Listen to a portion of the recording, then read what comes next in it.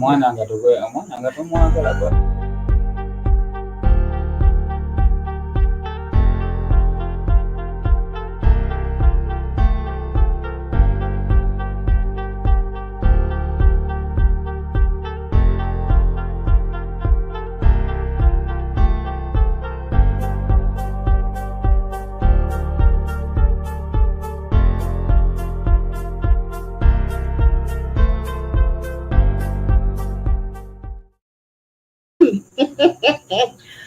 Tell Williams to stop. I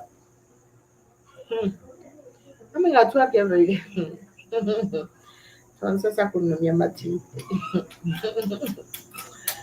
Anyway, Kel Williams, stop being crazy. You're always at work. Yesterday we did, we are cut off by electricity. So our show just ended like in a second hour, I guess. But of course, Kel Williams, of course, thank you for joining us, and thank you for, of course, always supporting our shows, me and INNOSSETU. Thank you so much. And for those who are just, of course, joining in, you're welcome on Black Hot Fire Network. It's Africa Maria from Kampala, Uganda, with my colleague INNOSSETU, and today is a Friday.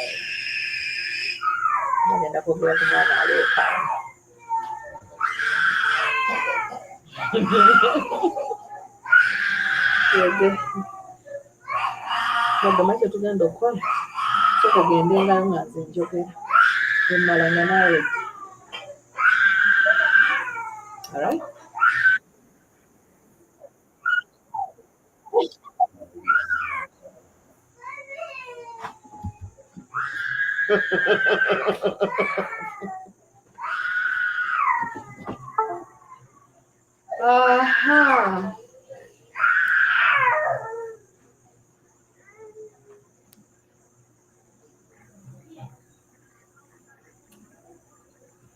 So don't be surprised.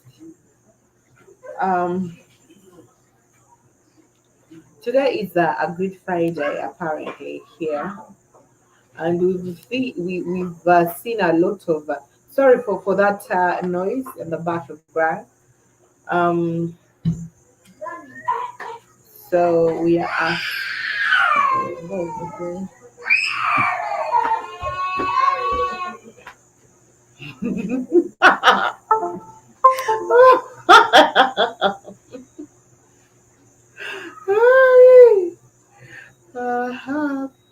This is funny and also a little bit disturbing.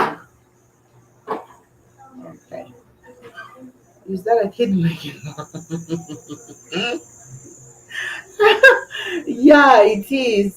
It is, and I guess the kid is not going to make noise again. K. Williams. So INNOSSETU has worked on the kids, so I guess they're not going to make noise again. And yeah, sorry about that. So today is a Good Friday, and of course here, more especially in West Africa, Good Friday in South Africa falls on the Friday 2 days before Easter Sunday, and celebrate Jesus Christ's crucifixion on the cross. And I think it's the same story all over Africa. Today, of course, it is Friday here in Africa, and I know we have a time difference with other people. Some other people haven't reached their Friday, but Good Friday and Easter, of course, holds significant importance in various African countries, and this is because of religion. Now, in Kenya, both Good Friday and Easter Monday are public holidays, and it is the same thing with Uganda. Uganda as well celebrates starts its public holiday with Friday until Monday. So apparently we're gonna have a long holiday. That's from today. Today people have not gone for work. The same thing is gonna happen throughout the weekend and also Monday. So people are going to report to work apparently on Tuesday.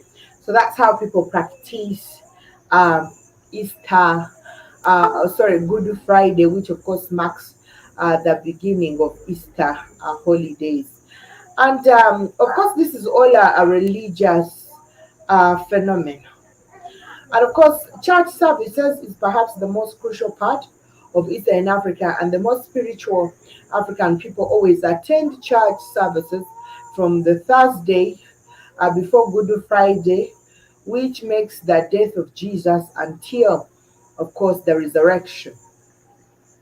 Um, the one activity that is practiced across all the African countries that celebrate Easter is attending church services on Good Friday and Easter Monday. This is an important ritual in the celebration of course, the death of Jesus Christ.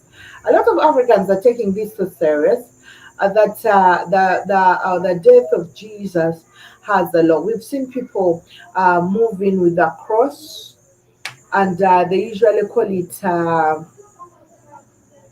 The way or the road to the cross. That's today. Apparently, a lot of people have been carrying crosses and following all those things. I think that were written in the Bible.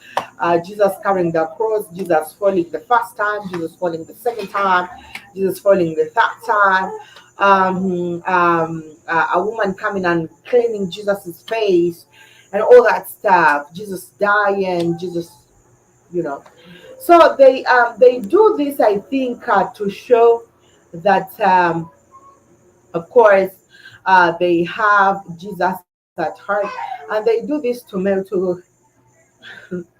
they do this to commemorate Jesus. And K. William says I should tell the kid to shut up. It's a it's a little kid. It's actually called the Shaka, and it's called the Shaka. Most people call him Shaka Zulu. He's a very stubborn boy. He's 1 year and 5 months, but stubborn already.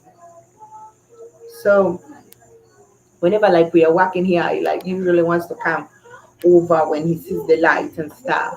So he's the kid, and but yeah, he's quiet now, so you're not gonna hear him say that. So what, when you work at home, stuff like that usually does happen at times, more especially when we are outside. So we really, really apologize.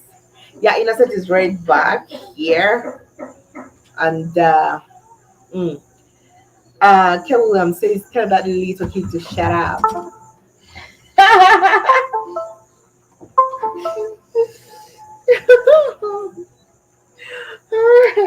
Too bad. So maybe do a couple.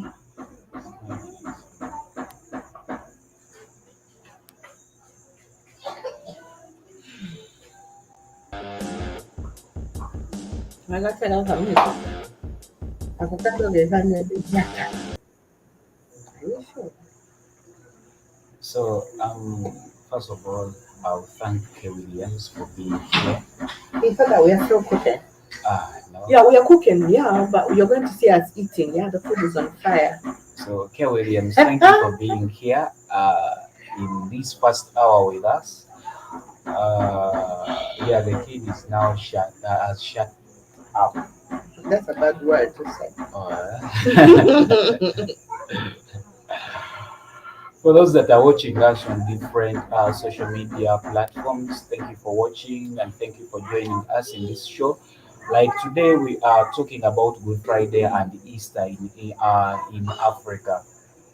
I don't know whether even in European countries, K. Williams, you celebrate Easter and you have, of course, taken Good Friday to be a day that is so special. Today, kids have not gone to school. Some kids who are actually in boarding section, they are going, they're of course going back home. So it is a public holiday, if I may say. If we see that Good Friday and Easter are holding significant importance in various African countries where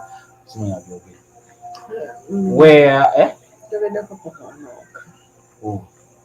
On a palm Sunday, So we see that the last Saturday evening, many attended midnight candlelight services, praying, singing, resurrection hymns, and awaiting Easter morning. I don't know what Keith is thinking about the resurrection morning, that resurrection morning. Mm. So families unite and prepare special actually Easter meals and participate in church services that focus on resurrection of Jesus Christ. So tourists visiting Nairobi can explore places like Laugh Center and others during Easter period. In South Africa, Good Friday is a national public holiday, Mm. and in South Africa still um, it is observed on Friday before Easter Sunday.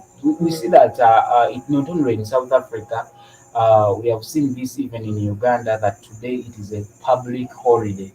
Ndakusindikira kintu kino ku email okindisplayingirako. Syndicate. It is seen as a public holiday, by the way. Starting actually, it started yesterday in Uganda. Mm. Public holiday Yeah, started yeah, yesterday. the Catholics. Or Thursday. Yeah, yeah. It started yesterday. Even up to now, we are still in that long weekend. Mm. So the day after Good Friday is Easter Sunday, celebrating Jesus' resurrection. And when we go to Nigeria, Nigeria is observed with a course of unity and a prayerful gathering at local churches Good Friday.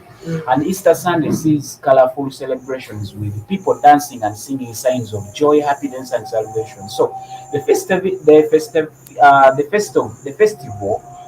is the festival in Nigeria have a distinct West African flavor. So, and when you go to general African traditions, Mm. church services play a crucial role during Easter. African people attend services from Thursday, yesterday, and Good Friday until the end of Easter Sunday. Dressing up for church and giving special attention, families come together, share meals, and participate in Easter services. So Easter is time for spiritual reflection Mm. and of course community and celebrations across African continent. Mm. I don't know what happens when it comes to Europe, how people celebrate these days, and do they celebrate these days? Yeah, they do. Hmm? They do. They do celebrate these days. They do. Mm. So Because but they don't exaggerate. mm, They don't exaggerate the celebrations like we do.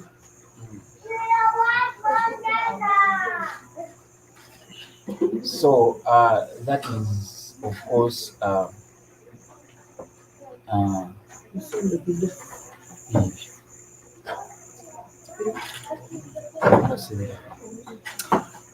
never really every Kigenda kujja. Bijja kujja. Asaka.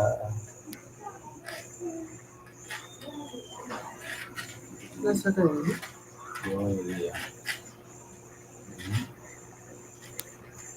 Nasaka Joel. Namusharingira wakati. Yakyanzita. Oyogereko kati ngenda kujja njogere. So I don't know why people take these new religions in African countries to be so important compared to the natural spirituality that African people like Africa holds. Because um, like we see a lot of people, a lot of churches, they're going to make a lot of money during this time. Actually, starting from yesterday, Mm. these people are making a lot of money because you can't go to church and fail to give in the offertory. It is mandatory. So, dif- Tebuyitendeko kati.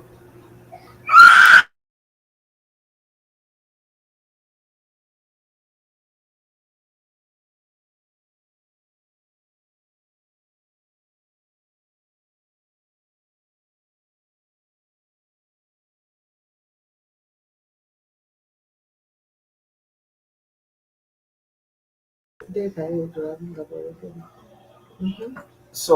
so like different people go to different praying areas in Africa, but we have not seen people gathering for traditional issues we have not seen people gathering in large numbers for traditional mm, issues. mm, Very many people in Africa look at, of course, African traditional religion uh, mm, as something which is evil.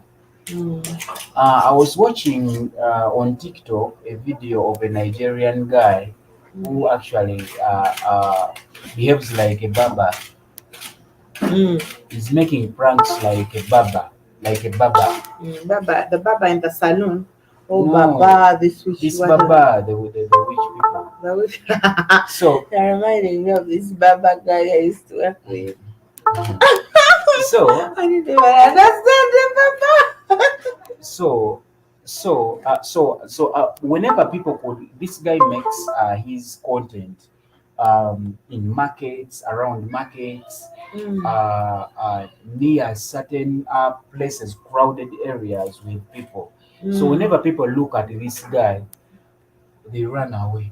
mm, So that is how far, like they look at him, he's dressed in traditional attires, holding those holding small pots mm, for holding small pots and mm, this all.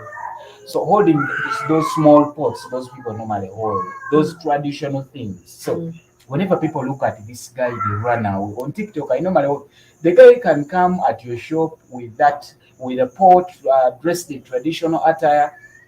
So when the guys come, people run away and he picks things and goes. But it's mm. content, it's Yeah. content. But what does this actually explain towards African traditional religion? Mm, How people look at ATR as something which is evil. mm, There is a way people look, even if like even if it touches someone, people don't want to be. But if it was a pastor, or uh, if he was a pastor, mm, or maybe a priest, mm. people wouldn't respond in the same way. Yeah. Sure. Which together. Now, whenever they look at this guy, people run out. Because they categorize this as There is a way something else. evil. Yeah, it's true. But of course, this time Easter, of course, this is our journey to Easter. It started yesterday, today, Sunday until Monday. Of course, Easter celebrations are all over the world. Now we know that Africans are going to be going around to attend different church services as per the command from our colonizers. Now during this time, colonizers, of course, colonizers celebrate to enjoy themselves and enjoy the money they have received from the hard work of those church of course of the church goers who will be attending Easter services now. Africans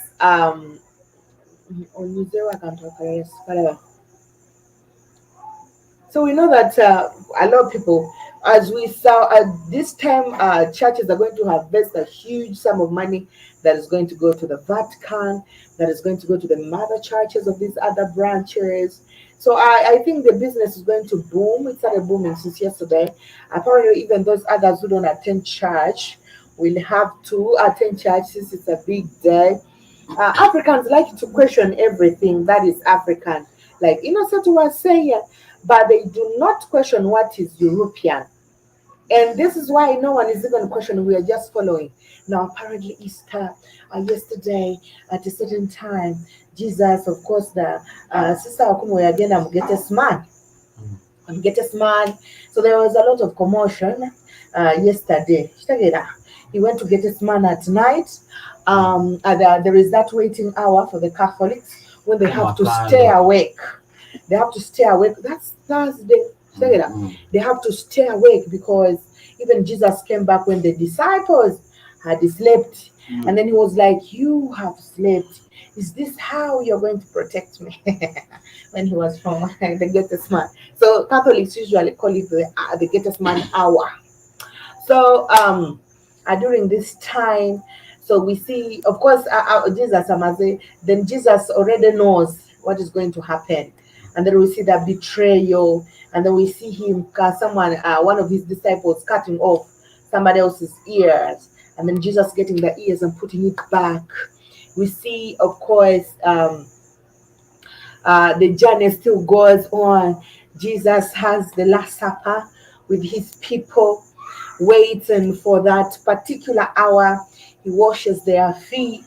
The story goes on. We have grown up listening to this story. That's why I can narrate to you this story step by step. And And brother, Africans don't question that's right. Like, before you go far, like, what is the essence of washing people's feet in churches?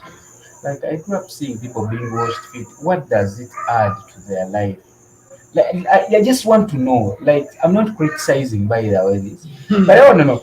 No, no, chikugatta kochi, like to wash your feet in And church. well, when you look, according to that church, that's Mm. a Catholic church. Because even the Bible doesn't talk about these things. The people want to imitate that. Mm. Jesus washed his disciples' feet. Mm. It was like it was, like a sign of love, and it was showing that, of course, someone from Jesus himself washing your feet. Tegeeza Mm. muntu nga ggwe. But nowadays, and when you look at the ritual, religion as a whole is a cult. Mm. And when we have cults, we have rituals. We have rituals of initiation, and that is baptism. For you, any cult, by the way, they initiate. Some others take blood. You make oath. Check it out. You make oath. You swear.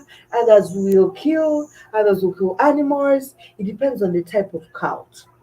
All right. So with religion, there is baptism, which is also initiation. Once you are being baptized, bakuyingiza mu cult yeyo. Mm. You get initiated to Mm. join that particular cult. Mm. So when you are baptized and you join that cult, you become a member of that cult. But within the cult, there are rituals. There's something with African tradition. They have rituals that they do carry. All right. So within the cult, we have rituals. Now, these are the particular rituals. Somebody watching, why does a priest even want someone to do? I know Jesus. Because Jesus, Yabawa. Or Liberty. the power to do that. Okay, Williams, you have gone so fast. That was so quick. So, so tugenda bano baba bawemmere kanzija nsoma akantu kange bambi sorry kanzija nkasome So, like for me, I grew up asking myself, like, if at all someone washes my feet in church, does it of what impact is this thing to me? Like, there is a way, like, people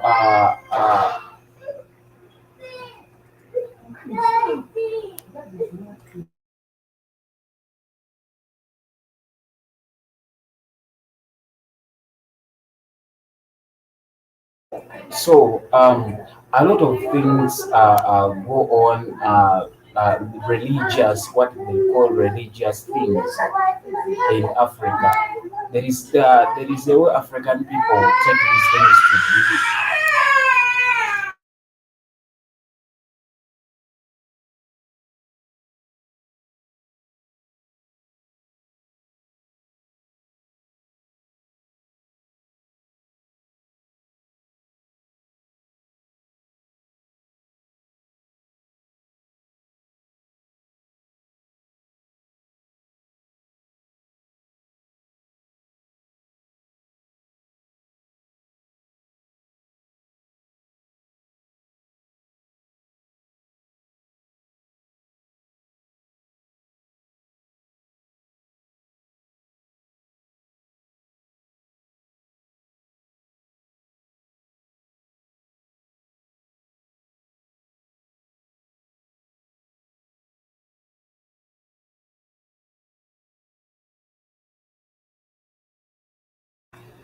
So we know that Good Friday is, of course, a Christian holiday of observing the crucifixion of Jesus and his death at Calvary. So it is observed during Holy Week as part of the Paschal Trendam. So it is also known as the Holy Friday, Great Friday, Great and Holy Friday, Holy and Great Friday. So members of many Christian denominations, including Catholic, Eastern Orthodox, Lutheran, Anglican, Methodist, Oriental Orthodox, United Protestant, and Reformed traditions.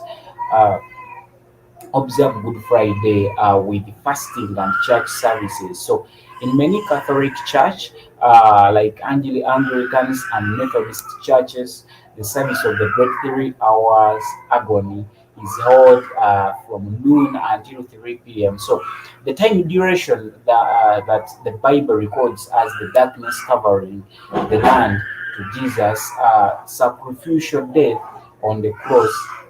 Communicants of the Moravian Church have a Good Friday tradition of cleaning gravestones in Moravia Cemetery. So the date of Good Friday varies from 1 year to the next in both the Gregorian and the Julian calendars, Eastern and the Western Christianity disagree over the computation of the date of the Easter and therefore of the Good Friday. Good Friday is widely instituted as a legal holiday around the world, including most West countries such as 12 US states.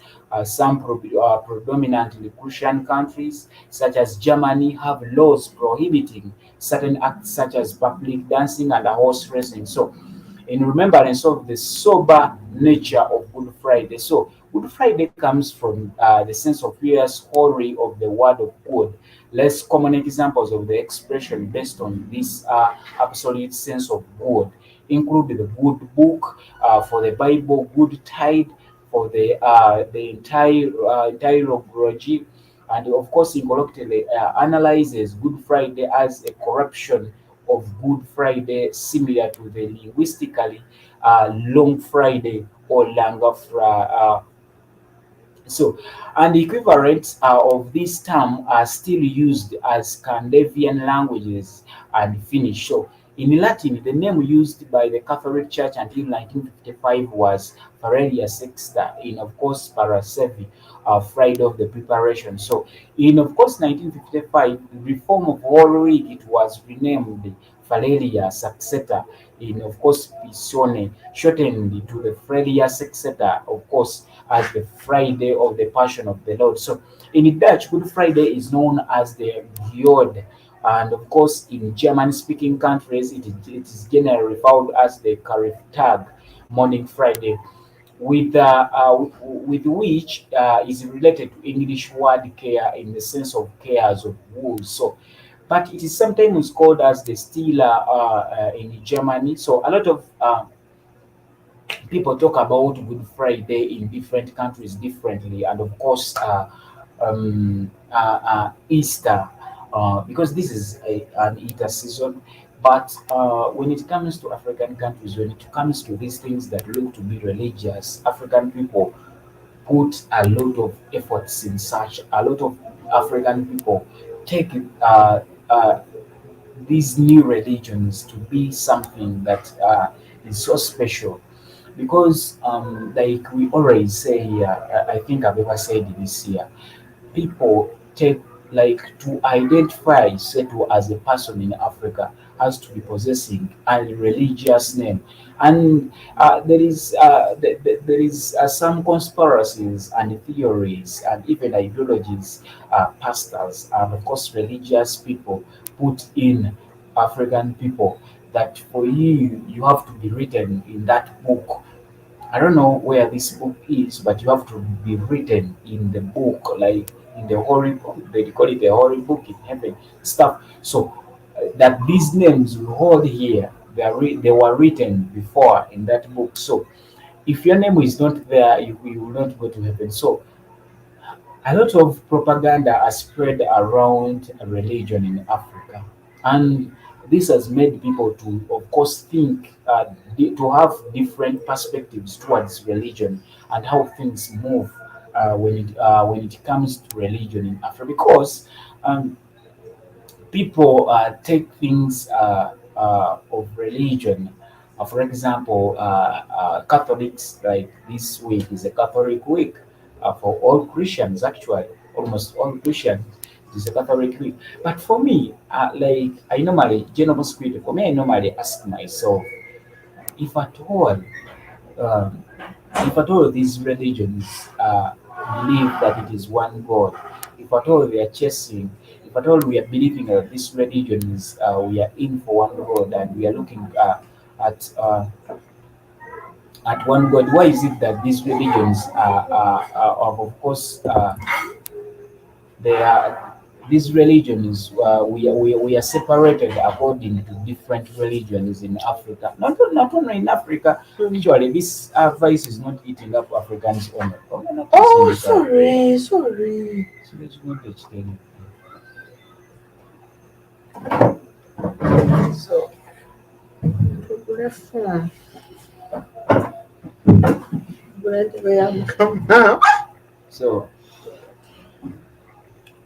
when we look at the Orthodox Christians who follow the rite of course, Constantinople, Orthodox Christians and the Greek Catholics call this day the Great and Holy Friday, or simply Great Friday, because the sacrifice of Jesus through his crucifixion is recorded on this day. So the divine liturgy, the sacrifice of the bread and wine, is never celebrated on the great day, except when this day coincides with the great feast of incarnation, which falls on the fixed date of 25th March. So 25th March currently falls on the 7th April of the modern Georgian calendar.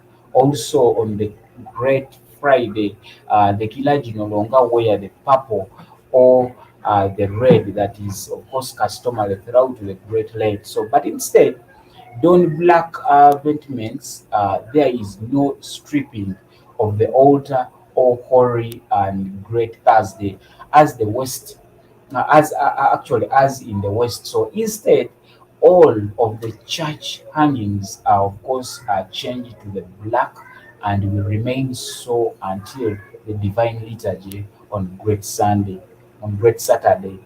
So the fruitful revisit the events of the day through the public readings of the of specific psalms and the gospels and the singing of hymns about the Christ's death, rich visual imaginary and Rice has symbols, been as well as buried. starring comedy. So are remarkable elements of observing this Great Friday.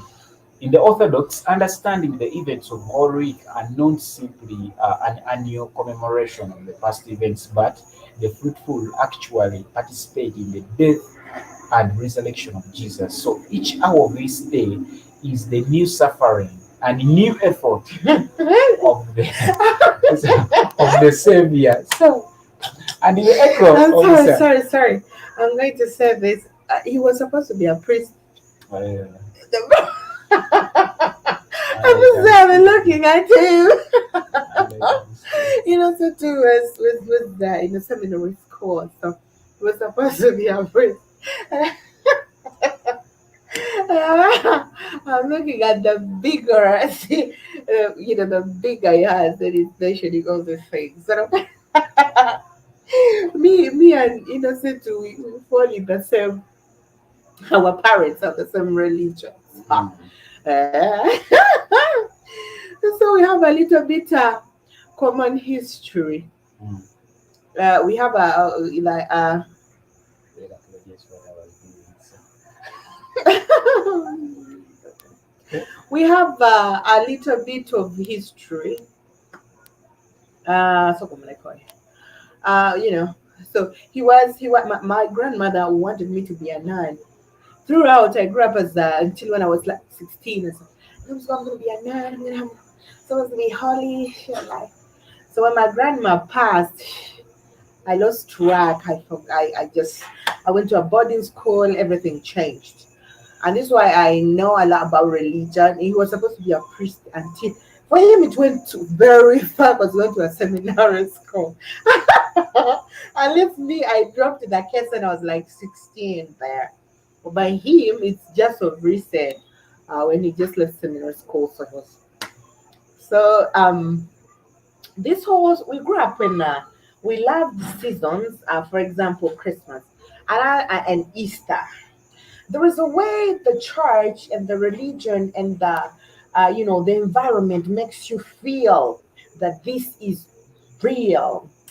And when it comes to church, I think we as African people we really exaggerate a little bit with almost everything.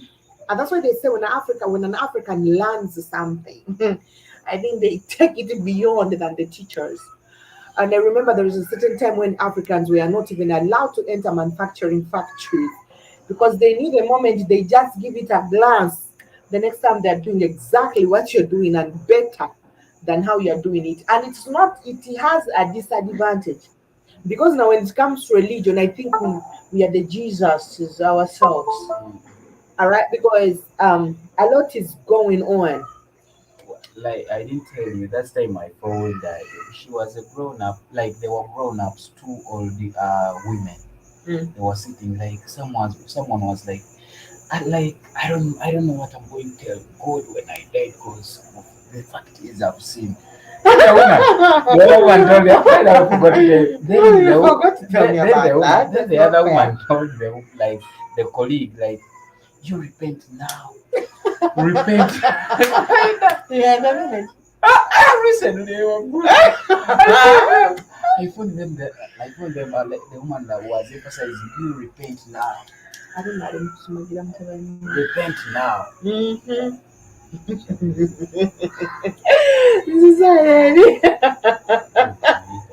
repenting now as if he was never, it was his dad was going to condemn her. And JGPD was at the gate. I can see Keith is in the studios. Keith, you're welcome on our live. Have you repented for Jesus, niggas? Oh, God. Let me stop. happy, happy Easter to Seto's mama. I'm sure she's gonna be in church tonight on Good Friday and church Sunday. Again, again. She's going. Mama, she's a Watermelon holy oil. What is Friday? Well, I don't know. It was the oil. So yesterday on Thursday, the entire night they were making oil. Yeah, they were making that oil. So they usually make it once in a year. They have oil See, specific Maria talking about oil. making that oil that Spikes was using to put on the naked girls over in Kenya on their butt cheeks. That's the oil that she's talking about making.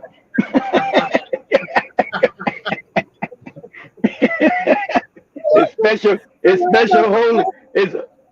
It's holy oil. Yeah.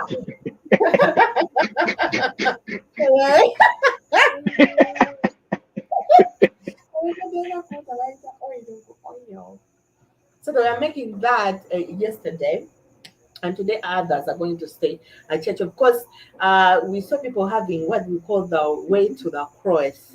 So people had to mimic everything Today. today. So Jesus agenda kufa Suffering.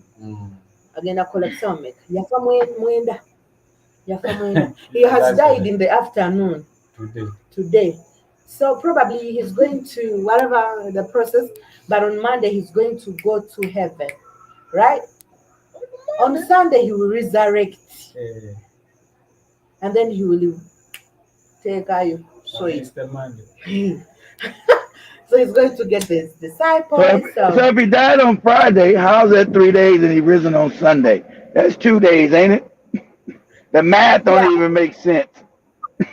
he's dying, he's gonna be buried, he's going to resurrect. Yeah, resurrecting But last Sunday. it's supposed to be 3 days. It's supposed to be 3 days, but Sunday's 2 days. He died on Friday and resurrected on Sunday.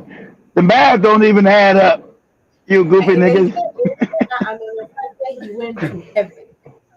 Is it your mad? Over Monday to was a Is it a holiday? sure yagenda mu ggulu Yeah, nono but taata. yeah.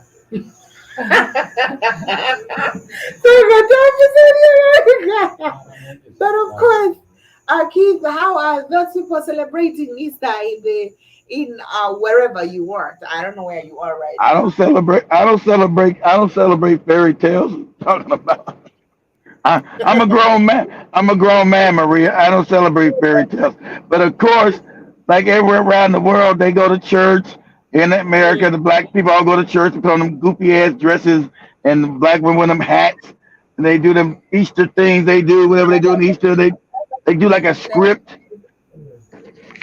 They do like a script. When I was a kid, they do a script. They read some kind of goofy Easter letter.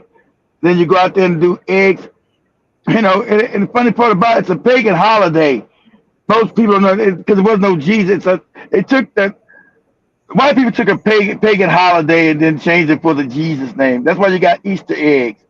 Easter eggs about fertility because that's the beginning of and funny thing for Africa, it's not the spring in Africa. It's different climate, different time of season. Spring is in Europe, so that's why they got eggs. It meant fertility. You had chocolate bunnies and Easter eggs because that means fertility. New birth means Easter was the beginning of spring, but in Africa, it ain't the beginning of spring. It's Mm-hmm. in Africa, it's fall. It's fall right now in Africa. So the weather, the seasons don't even match up with the goddamn fake holiday. Easter's the beginning of spring. In Africa, it's the beginning of fall. So it don't even match up with that. But most Africans don't even know that. So pull us up, Maria, real quick on your computer. Say,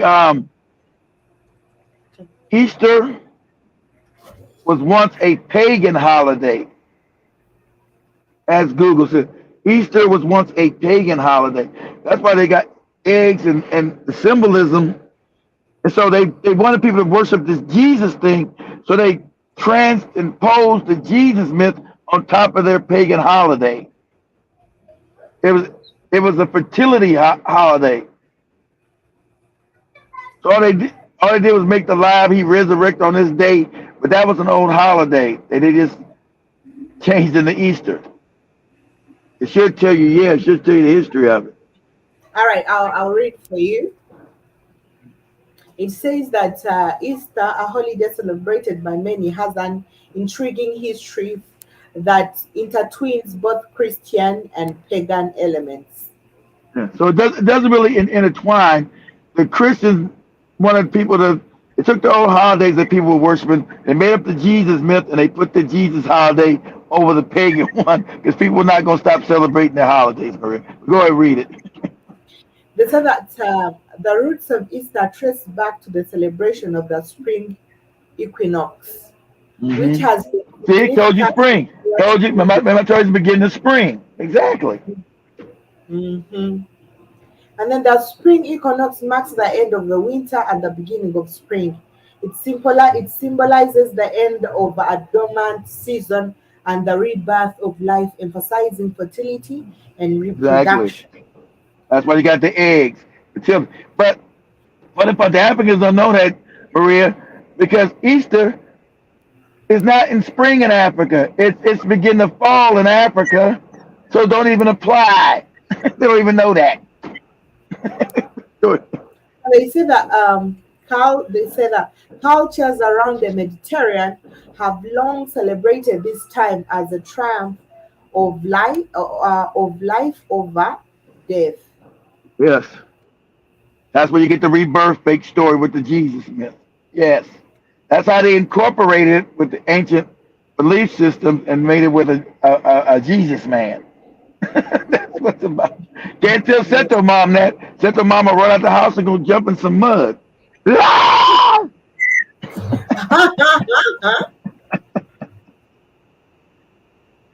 That's why knowing history is so important. You break up their fake mysteries, their lies. So you understand where things come from. That's where it came from. Them reopposing that pagan system with the Jesus system. They just swapped it out. It's rebirth. That's why he risen. He rebirthed. He rose from the dead. That's the rebirth.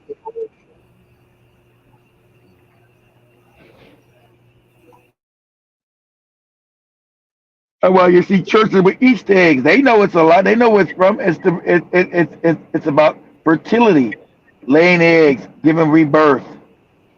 Mm. And Africans don't know that, really. No, they got no clue.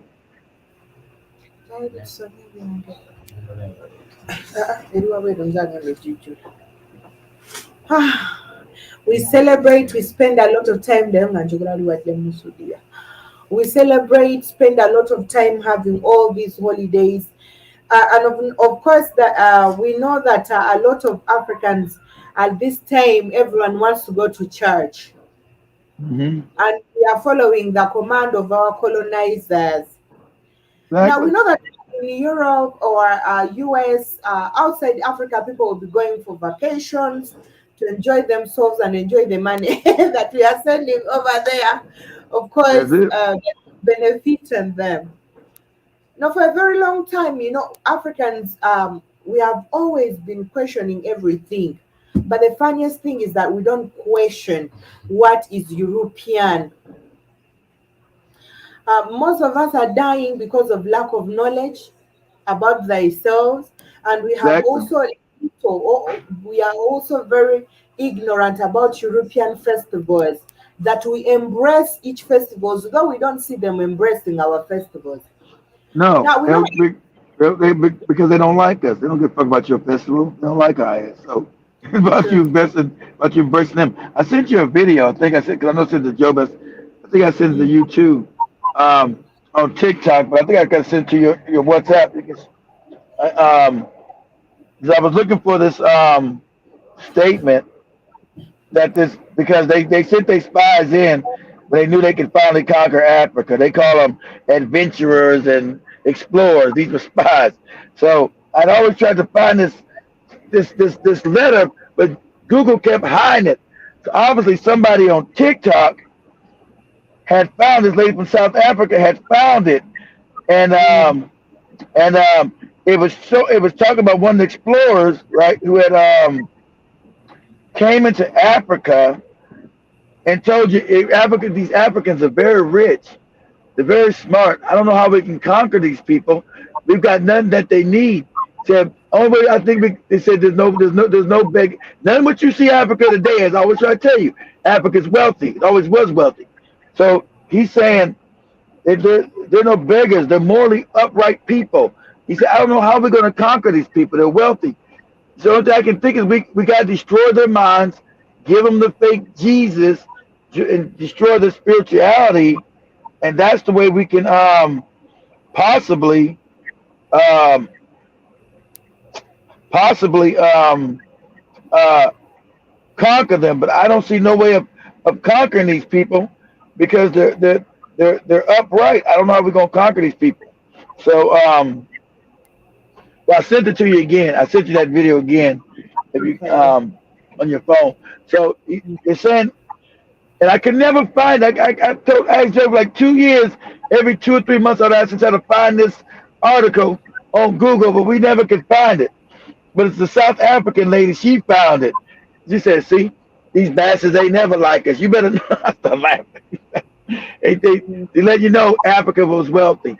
Most Africans don't know that. You come with the lie that Central got that King Leopold was your friend and you niggas were backward and stupid. All these lies you were mhm, told. But you got direct thing from one of these spies. I call them spies. They call them explorers. That were going through Africa 200 years ago, going throughout all of Africa. Not just all of Africa. Said these people are wealthy, they're loving, they're intelligent, they're um, there are no beggars. So how he said, I don't know how we're going to conquer these people. See, their instinct was already to conquer us. It wasn't about being our friends and maybe trading with us. How can we steal from these niggas? How can we get the mhm, shit they got? So in his letter, he's writing back to whoever was the king of Europe, England. He's like early 1800s, like 1820 or something. I don't know how we're gonna conquer these people. He said the only thing I think of, we gotta destroy their minds. We gotta destroy their spirituality, get them believe in white Jesus, and then we gotta destroy their minds. And one thing now they're loving, so we probably can destroy their minds and make them hate themselves, and that's the only way I think we can conquer them. That's what he wrote. That's real.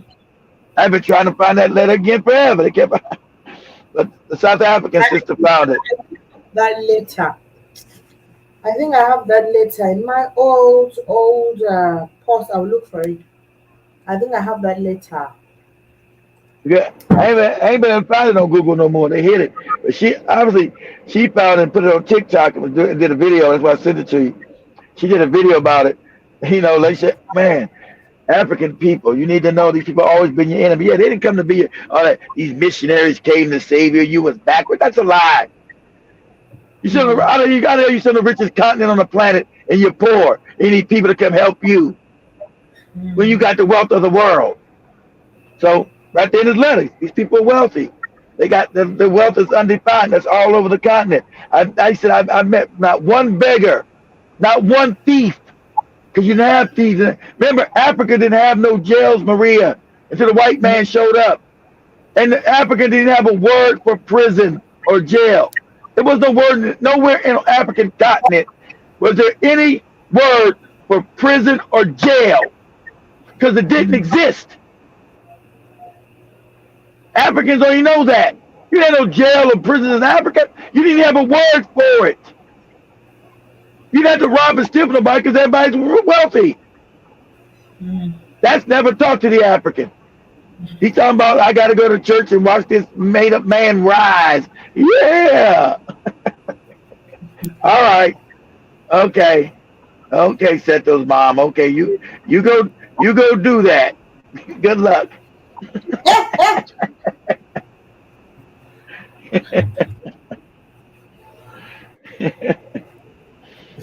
Like but you guys need to watch that video when you get a chance. That's that letter. I could never find that letter. Couldn't find it. We know that there are so many African festivals that are supposed to be celebrated, which are in line with nature. But unfortunately, we have left them and joined the celebration of European festivals, like Easter, for instance. They're all wicked. They're all wicked. Yours is based on nature. That means the natural, true God, the true creator. But they told you those are evil. They told you your shit is evil. The most wickedest people on the planet told you your shit is evil. It's crazy. True. What surprises me is that most of these celebrations don't have specific dates. They don't.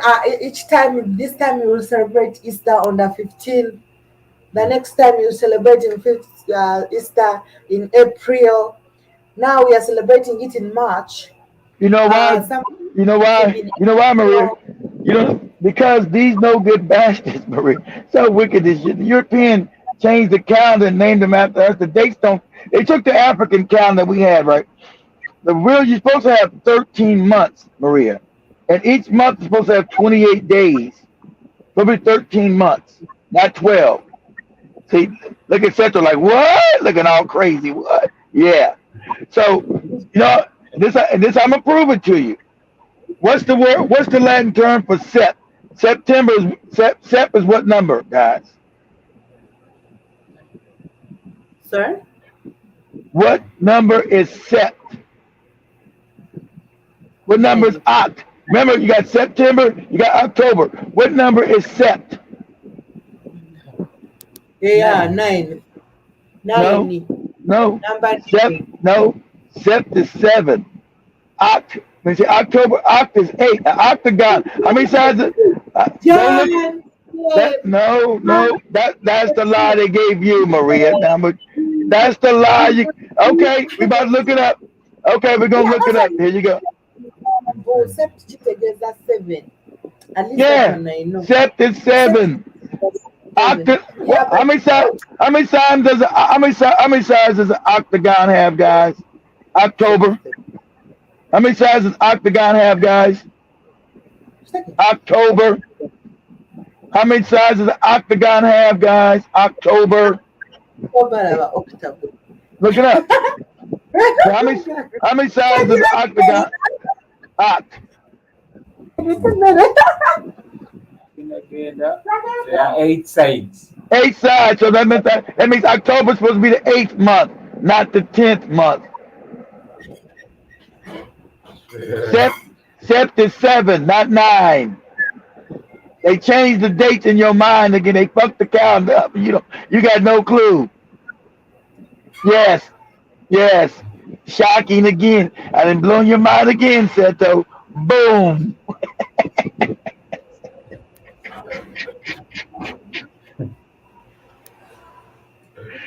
The, yes. They completely changed the calendar. Mm. It's all a lie. It's all fraudulent. September is supposed to be Sept is 7. And they named these other 2 months after themselves. July. July is not a month. It's named after Julius Caesar. Julius became July.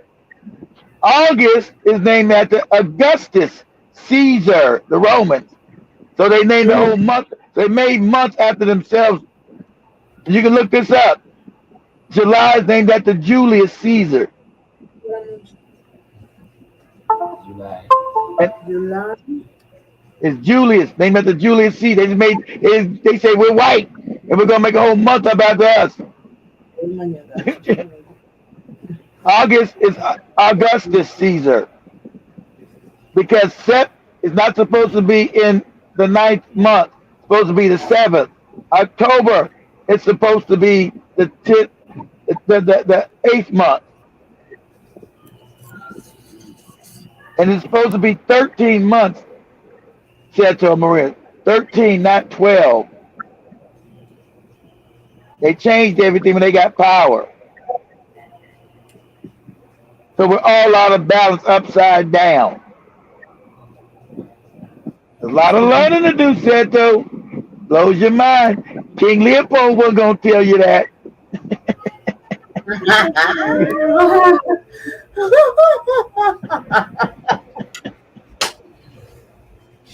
Before I know that guy was doing all those atrocities to Congolese people, cutting people's hands, cutting people's legs. For real. But I studied about that guy, King Leopold, when I was in secondary, when I was in high school. They didn't tell us about how this guy did. We're violent. They don't keep Hello? that. Oh, wow. Thank you. Yes, ma'am. Fine, I've been here for 7 hours, lady. Pick up my paperwork. I should slap you in the head like Julius Caesar with these fake months. Let me go get my paperwork, guys. I'll talk to you guys a little later. Let me go get my shit. God damn it, try to get home. I just said, all right. You get you get one that way into that.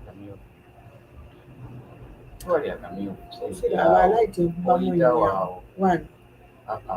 One. So, like I was saying, guys, I'm coming to down. Mm. All right. Uh, all right. Like I was saying, guys, that there are so many festivals that we as African people should be celebrating, which are in line with our nature and nature itself. But unfortunately, we have lost them and joined in the celebration of European festivals like the Easter Festival, like the Christmas, and all those festivals that come. Now we have nowadays adults who are claiming our youth have lost our youth are our youth in this lost generation, but we know how they started. They are the ones who embraced all this kind of bullshit right now. And the funniest thing, if you are like trying to let them know or let them see, again they see us like we are so lost. All right. We know that most of these festivals have, they decide to say that this time you are going to celebrate Easter in April or March, according to the date that runs. So people will know if Easter was on Sunday, next time it's going to be on Monday, and next time. But again, Easter is always on Sunday. But now with Christmas, it comes with a different date. But the different thing about Easter, it has different months. It can either be in March or April. So people will know that if this time it was in April, probably yeah, you have to take the journey. Now Good Friday started on 20 something, so it will continue until it goes to the 1st of April, stuff like that. That's how it keeps on going. But we know that spiritual festivals cannot have fixed date. They are controlled by the lunar calendar, because they must happen when it is full moon or new moon. In fact, all over the world, they don't have a fixed date. Now, when it comes to spiritual festivals, whether among Chinese or Indians, they do not set a specific date for spiritual festivals. Yes, but they check the moon, like we used to have here the harvest. We used to count our months. We used to know that now that the moon is the other side, it's this. When the moon is in the middle, it's like this. So we used to follow. They check the moon. Now the Roman Catholic Church, as the custodian of Easter or Easter, are the ones who decide the date of Easter according to the moon cycle. Now they consult their, of course, their astrologers to ascertain when will be the full moon. Then they decide on the date of Easter. After all, the Roman Catholic is the head of all Christians, by the way. Though those who are ignorant will not agree with this. Whether we have these born agains are fighting, we have Christians fighting within each other, but they forget that they all point to one side, and that is the Roman Catholic. And that's the Roman Catholic Church that controls this whole Catholic thing. All right. So we know that most of people should have not. If people have noticed, Good Friday happens when it's full moon. Of course, you can check this most of the time. I don't know whether it is only in Africa, but this is what happens. They will always they have rituals, like I was saying, that most of the things have got rituals. They have got rituals. They decide, you get initiated, then you have to practice the rituals that you're supposed to practice as an initiated member of that particular cult. Christianity, Islam, Islam, whatever religion that each of the people in Africa follow, it is a cult.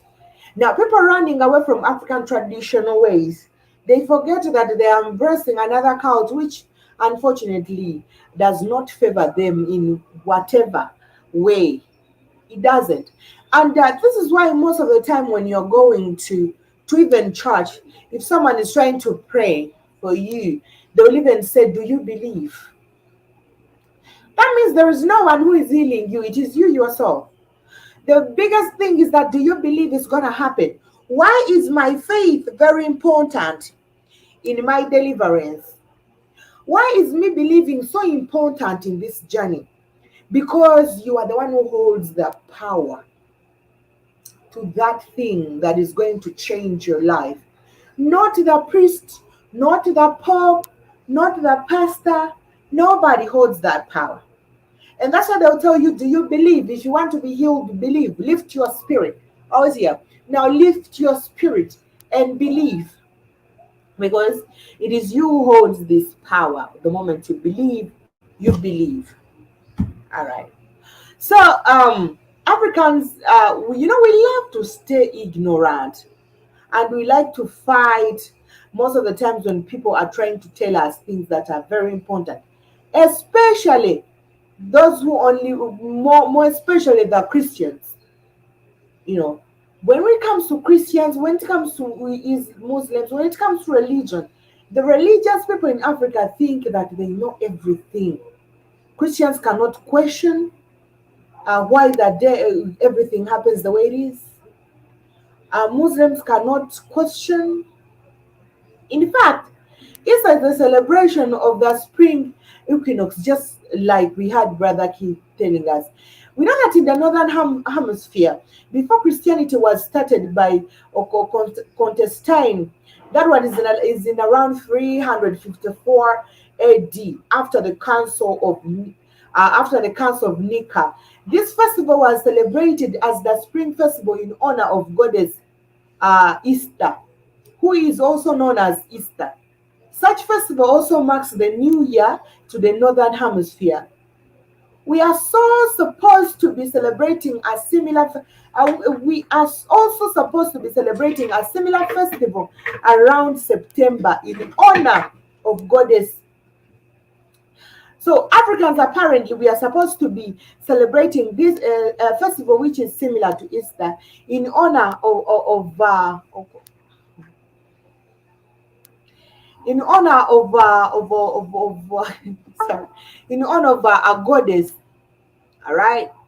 But during the month of September, which was also making our new year and spring festival, Easter, of course, is celebrated the other side. We know that the goddess Easter or Esther or Easter, no more, like we shall call Nomu Kubulwane, is one and the same goddess. Now, we also had a goddess that we are supposed to be celebrating here in Africa, and usually this is supposed to be in September, not March, not April. And this goddess does apparently is a goddess of birth, is a goddess of good fortune, production. This is a goddess that Africans should be celebrating, not the other Easter. Yeah, Now, before colonization, we were celebrating a similar festival to our goddess of fertility. All right. The goddess of fertility is named in different African names. It depends on the region where you're coming from. The South Africans will call that Namkubulwane, is the god of fertility. And the other in Uganda, you'll find people from other people from let me say the western let me first ask in a certain god fertility agaba oluzalo mumweta mutya nalo and nam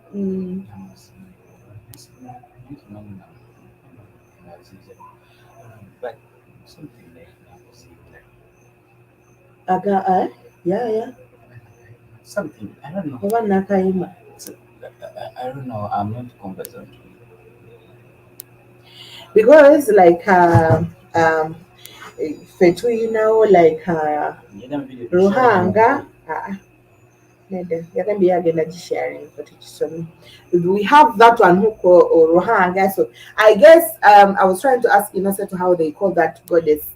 Uh, she's saying Namzinga, something like that. So we call that goddess in different ways. But one thing that unites the entire Africa is that we celebrate this goddess in September.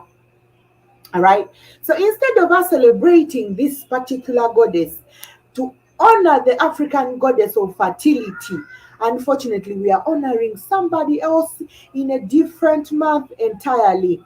You know, during the month of September, which was also making our new year and the spring festival, Easter was Easter or Easter, like this Easter celebration we have, was and is the goddess of fertility celebrated during this time of the year by the northern, hemisphere. Now, because the northern hemisphere is for European who happened to colonize us, we found ourselves having to neglect what is ours and join them in their festivals. When we go when we go around the shops, we see cross buns, Easter eggs, and rabbits as part of the celebrations. What has all this has to do with the dead and the resurrection of the so-called Jesus? What has the eggs? What has the cross buns? What has the rabbits got to do? If we question ourselves very well, there should be something. These are the elements of the rituals that the northern hemisphere people used to or used to do when they are carrying out this, of course, when they are carrying out this celebration itself. But we should ask ourselves that what has this, the rabbit, the eggs, the crossbones, and everything has got to do with the death and the resurrection of Jesus. Now, as this is the festival of goddess Easter, the goddess of fertility, where the northern hemisphere is entering a season of planting, they need the goddess to provide them with plenty rain and fertile ground for food and prosperity in the new year season. A rabbit is a symbol of fertility because it produces a lot. Now, when someone is having a lot of children, they say you give birth like a rabbit. Now, eggs are also a symbol of fertility. As life starts from the egg, women produce egg every month. Eggs are a symbol of life and fertility. Now, most of Africans will be, of course, celebrating and rejoicing about our ignorance. But at schools and universities, we can only learn and have education, but knowledge is hidden. And most of us have never tried so much to make sure that we look for this knowledge.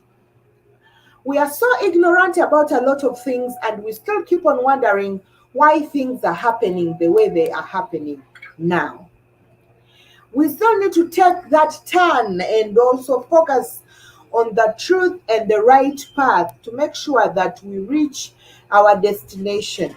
Otherwise, the colonizer did not only come here to colonize the land of Africa, but also the mind of the African people. And actually, as we celebrate independence and we talk about the colonization, the biggest question is your mind free from the chains of colonization?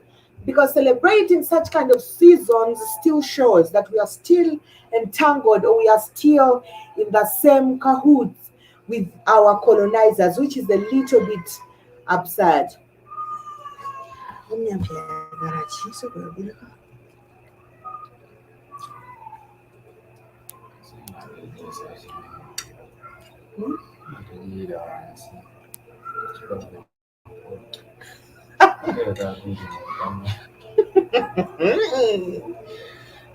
So,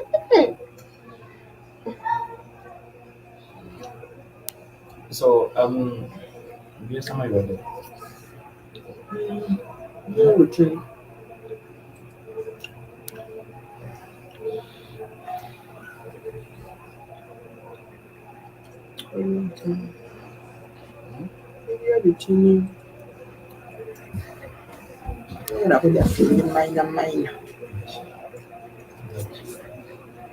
So,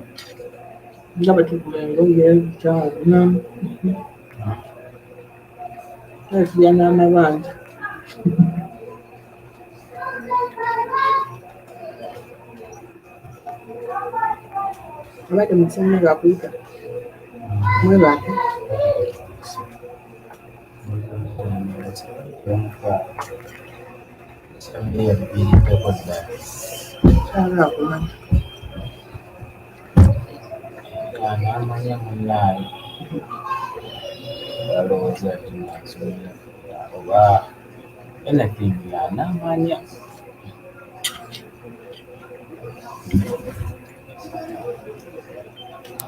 ebiseera byetukoze ku nsiko katonda ayamba nabyami so religion katonda ayamba byami nti tukyalina balamu tusinga twafa dda ate yatujjaffa.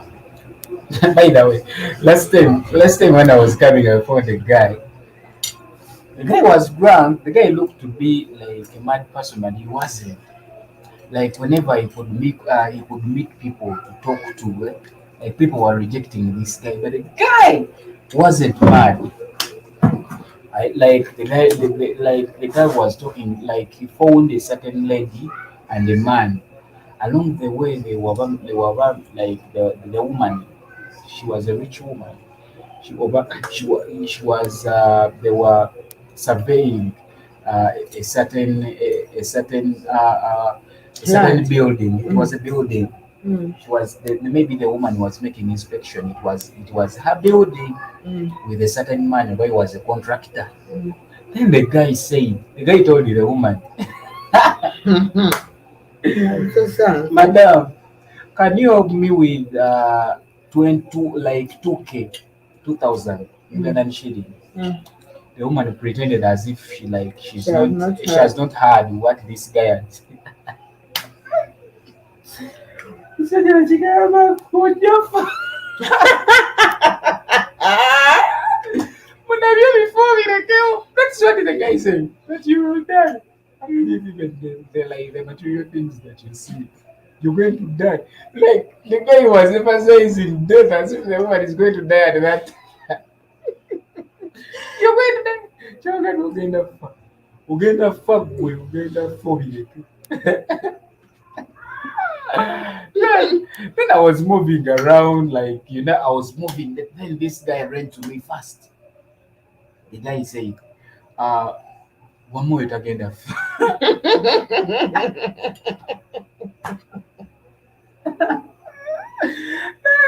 just wanted to just then I said, "You can die anytime." And the people say, "I know me, myself, I'm also going to die." But she's going to die. She's going to die. I give all those things here. And he was right. So this guy started like telling me stories, like real stories in Gab. I didn't have the economy. Wama itagenda fa. Wandiga byagenda fa. So religion is a range of social cultural system, including, of course, designated behaviors and practices, morals, beliefs, worldviews, texts, sanctified places, prophecies, ethics, organizations, of course. It generally relate humanity to supernatural, transcendental, and of course spiritual elements. Although there are no consensus over the precisely that constitutes a religion. Different religions may or may not contain various elements ranging from the divine, scaredness, faith, and of course supernatural beings and being. The origin of religion belief is an open question with, of course, very many people. Explanations including awareness of individual death, sense of commodity, and dreams. Religions have a scared histories, narrative, and mythologies. So preserved in oral traditions, scared texts, symbols, and holy places. So that may attempt to explain the origin of life, the universe, and other phenomena. Religious practices may include rituals, sermons, like you said, commemoration, or veneration, uh, that is, all saints, sacrifices, festivals like the Easter festivals, feasts, trances, sorry, initiations, matrimonial, and of course, funeral services. Meditation, prayer, music, art, dance, and public service. But there are an estimated 10,000 distinct religions across the world. Mhm. All these people claim to be believing in one. One. So Christianity, Islam, Judaism, and of course Buddhism account for over 77% of the world's population, and 92 of the world either follows either of those four religions or identities are non-religious, meaning that the remaining nine of course thousand faith accounts for only 8% of the population combined. The religiously unaffiliated demographic includes those who do not, of course, identify with any particular religion or atheistics. So We see that although many demographics still have various religious benefits, many worldly religions are also organized religions, most definitely including the Abrahamic religions in, of course, Ethiopia and Egypt, Christianity, Islam, and Judaism, while others are arguably less so, in particular folk religions, indigenous religions, and some Eastern religions. A portion of the world's population are members of the new religion movements, the Muslim, the Christianity today. We see that global religiosity may be increasing due to religious countries having generally high birth rates. So we see that a wide variety of academic disciplines, including theology, physiology, and other religious and comparative religion and social explanations, say that the origins and workings include anthological foundations of religions, being, and belief. When we talk about the term religion, comes from both Old French and Anglo-Norman, and it means respect for sense of and means respect for sense of light, moral obligation, sanctity, what is of course scared reverence for the gods, and of course a little of course derived from the Latin and the Latin word religio.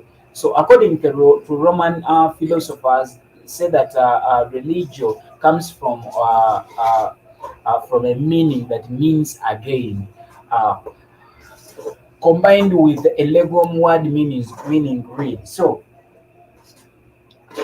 where lego is a sense of go over, choose, or consider carefully. Certainly, some modern scholars say that, of course, that religio is derived from a word that means again. So, so in classic antiquity, we see that religion broadly means conscientiousness, sense of light, moral obligation, or duty to anything. In the ancient and medieval world, the etymological Latin root religion was understood as an individual virtue of worship in modern contexts, never as a doctrine practice. So, or actual source of knowledge. In generally, religion referred to the broad social obligation towards anything, including family, neighbors, rulers, and even towards God. Religion was most often used by ancient Romans, not in the context of the relation towards gods, but as a range of general emotions which arose from a heightened attention in any of the modern contexts, such as the hesitation, caution, anxiety, or fear, as well as the feelings of being born, restricted, or inhibited. The term was also closely related to other terms like scriptures, what meant very precisely, and some of the Roman authors related to which meant to mean fear or anxiety or shame. So, history of religion is actually because we know that religion is a modern concept. We had religions in Africa before, but the concept was invented recently in the English language and is found in texts from 17th century due to the events such as the splitting of Christendom, sorry, during the Protestant Reformation and globalization in the age of exploration, which involved contact with the numerous foreign cultures and non-European languages. So some argue that regardless of its definition, it's not appropriate to apply the term religion to non-Western cultures, while other followers of various faiths rebuke using the word to describe their own belief system. So the concept of ancient religion stems from modern interpretations of the range of practices that conform to a modern concept of religion influenced by early, modern, and 19th century Christian discourse.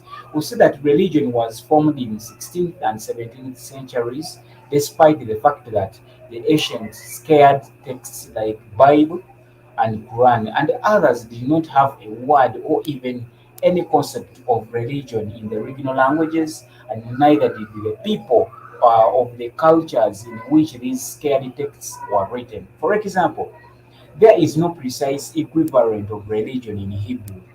Actually, scared. It's separate too. It's scared. It is separate.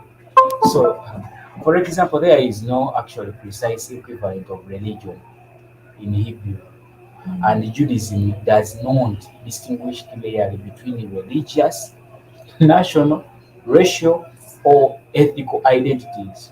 So one of its central concepts is, of course, halakha, meaning walk of path, sometimes translated as law, which guides religious practices and belief and many aspects of daily life. Even though the belief and transition of Judaism are found in the ancient world, ancient Jews say Jewish identity as being about an ethical and national identity and not entirely a compulsory belief system or regulated rituals. So, in the first century, we see that Josephus had used the Greek term Judaism as an ethical term and was not linked to modern abstract concept of religion or a set of beliefs. Very many concepts of Judaism were the very concept of Judaism was invented by the Christian Church. Together, and it was linked to the modern abstract concept of religion or set of beliefs. Together, it was the Greek writers such as Herodotus and of course Josephus is found in the New Testament. So it is the same church that created Judaism.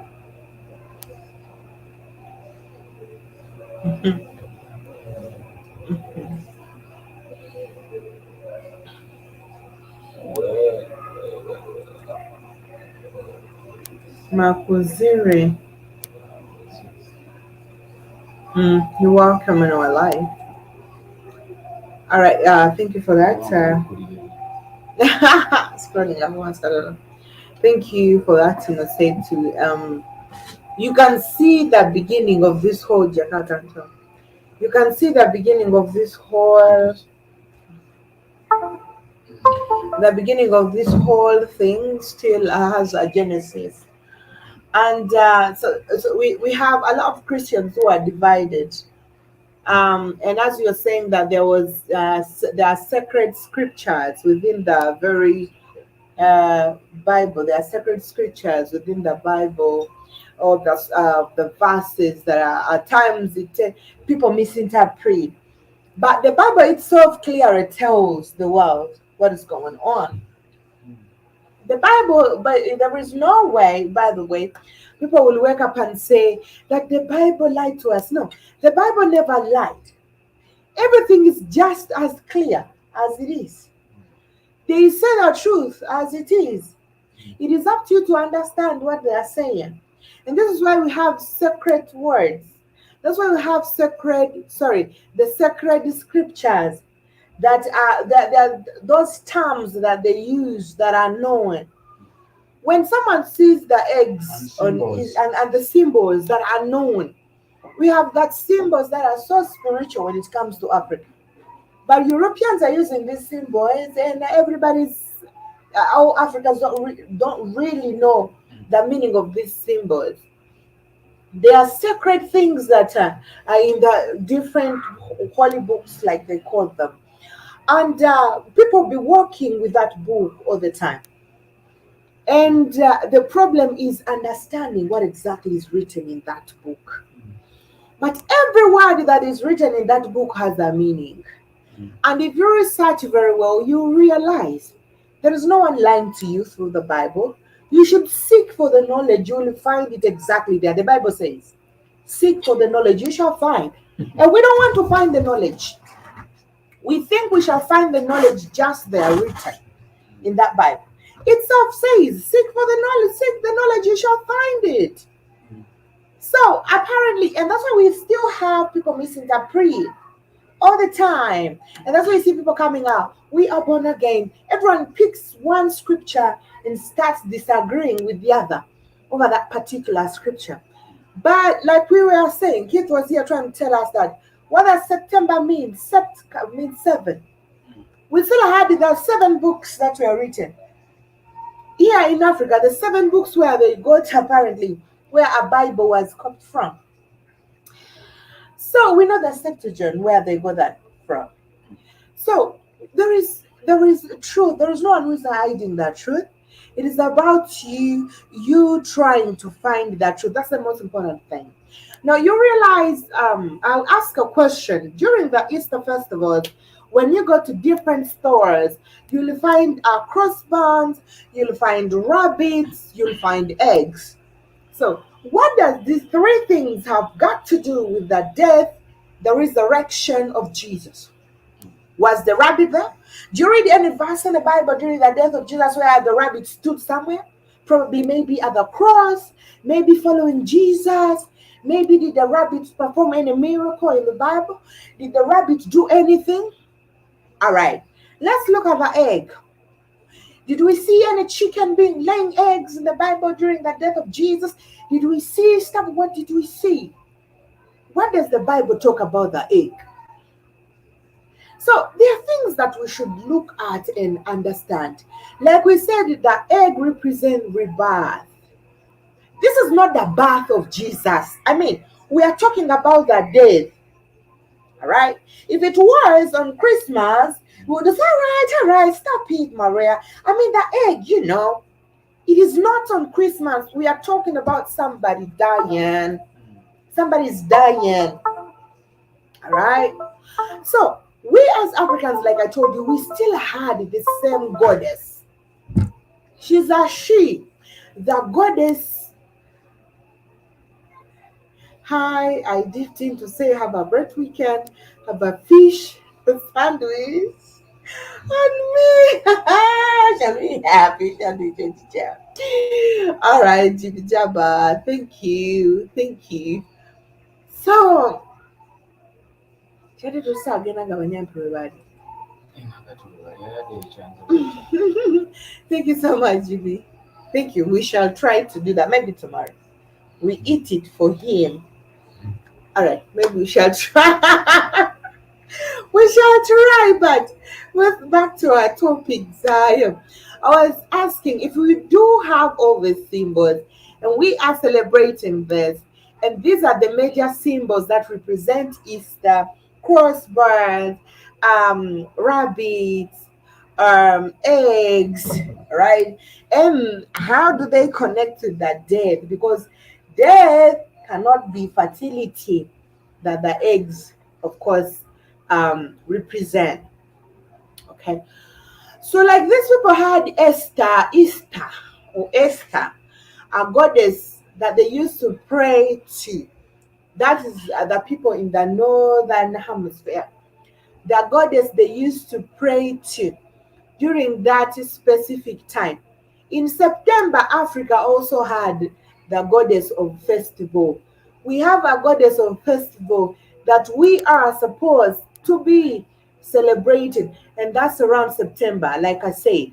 So in September, we should be honoring our goddess of fertility.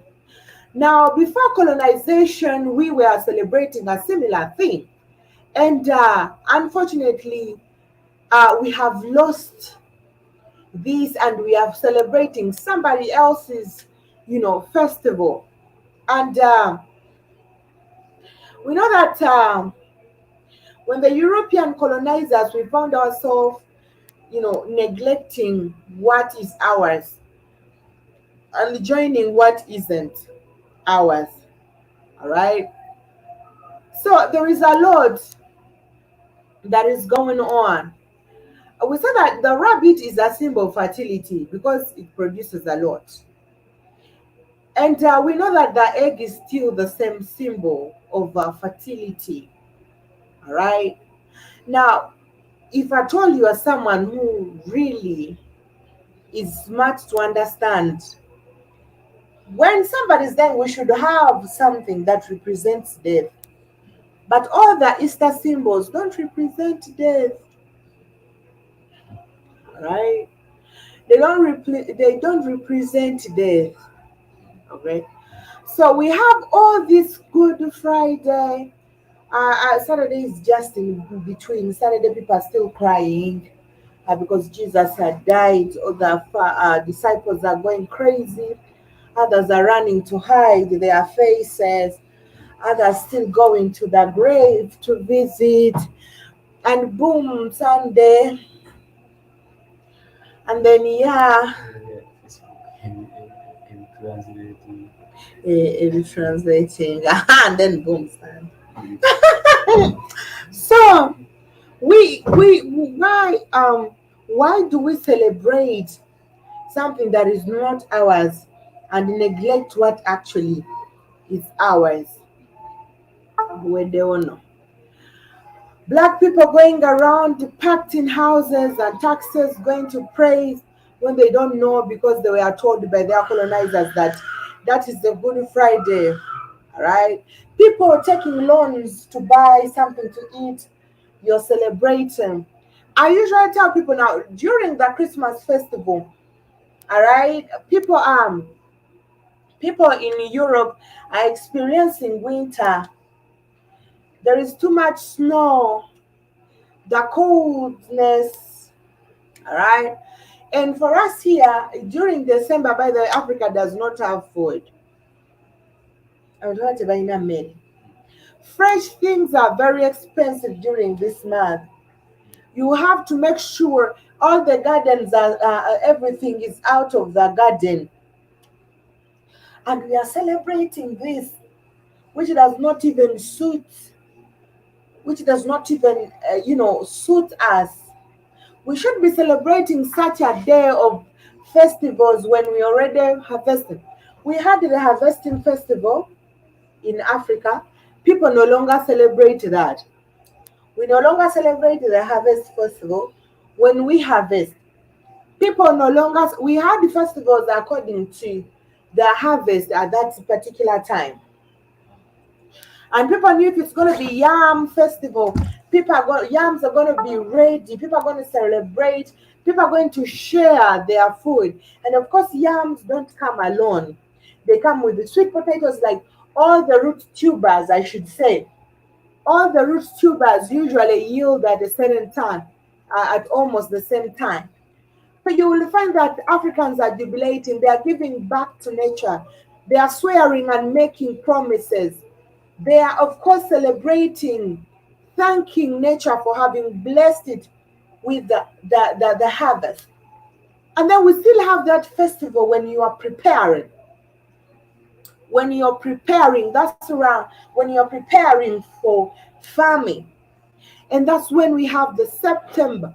That's when we have that season where we are, of course, praying to the goddess of fertility. You want the soils to be blessed, you want everything to yield out positively, and then you go ahead and pray to that particular goddess. We no longer do this. And we keep on complaining, things have changed, things have changed. What is the season in this March? What do you usually have in March? Chicken, what harvesting in March?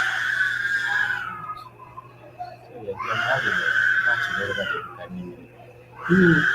Tubeera ne season ssatu oba season ssatu oba tugenda muyonsa yebase tugenda muyonsa gira osomako ekyo. Let me God bring you water. Drinking water. Your face is so good.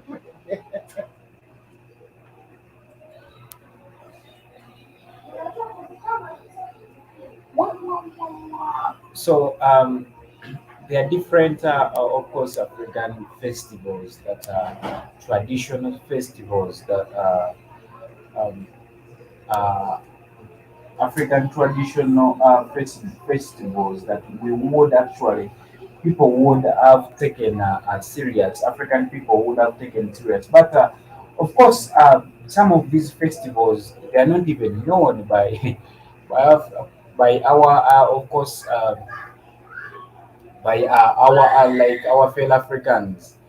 When we look at like Africa is actually a continent rich in cultural heritage, and of course its diverse communities celebrate numerous festivals throughout the year. When we look at Mombasa, and that is Mombasa Carnival, and that is Kenya, it is normally in November.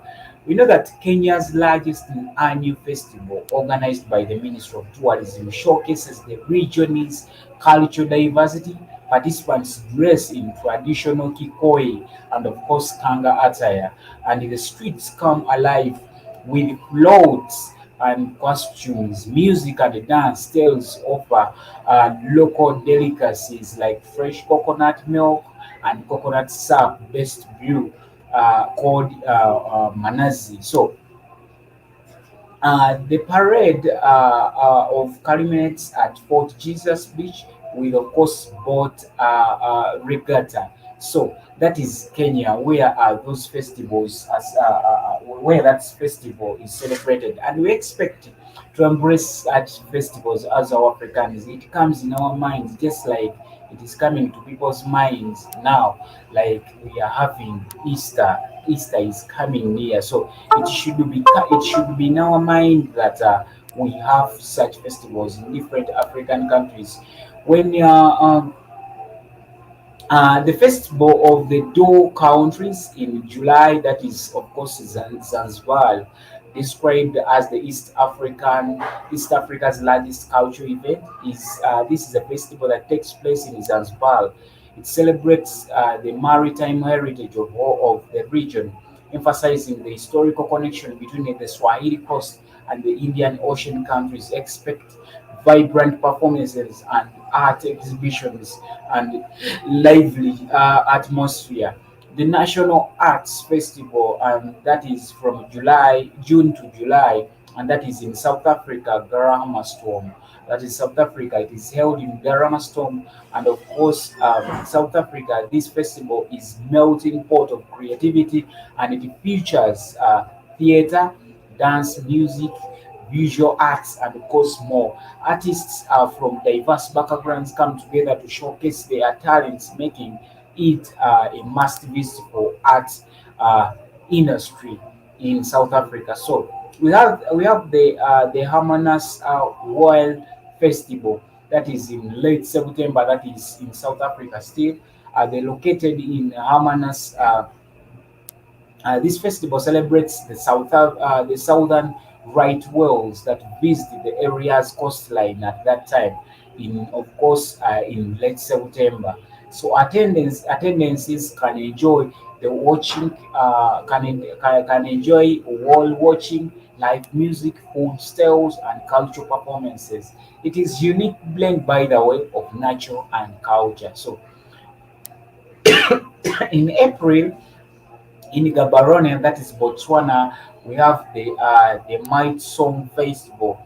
This Might Song Festival is a Botswana's premier arts that culture event. It features a diverse lineup of performances, including music, dance, and theater, visual arts, and others. So, as Africa, we should put these festivals first rather than anything. So even in Egypt, there is what they call Abu Simbel festival. It is held in the Abu Simbel temples. This festival celebrates the ancient Egyptian gods and, of course, pharaohs. Visitors witness alignment of sunlight illuminating the temple's inner sanctum, and of course, specifically highlighting the statues of Ramesses II and the son of God Ra. It's a captive experience steeped in history and spirituality, that is Egypt. Also have the Growell Festival in late September in Chad.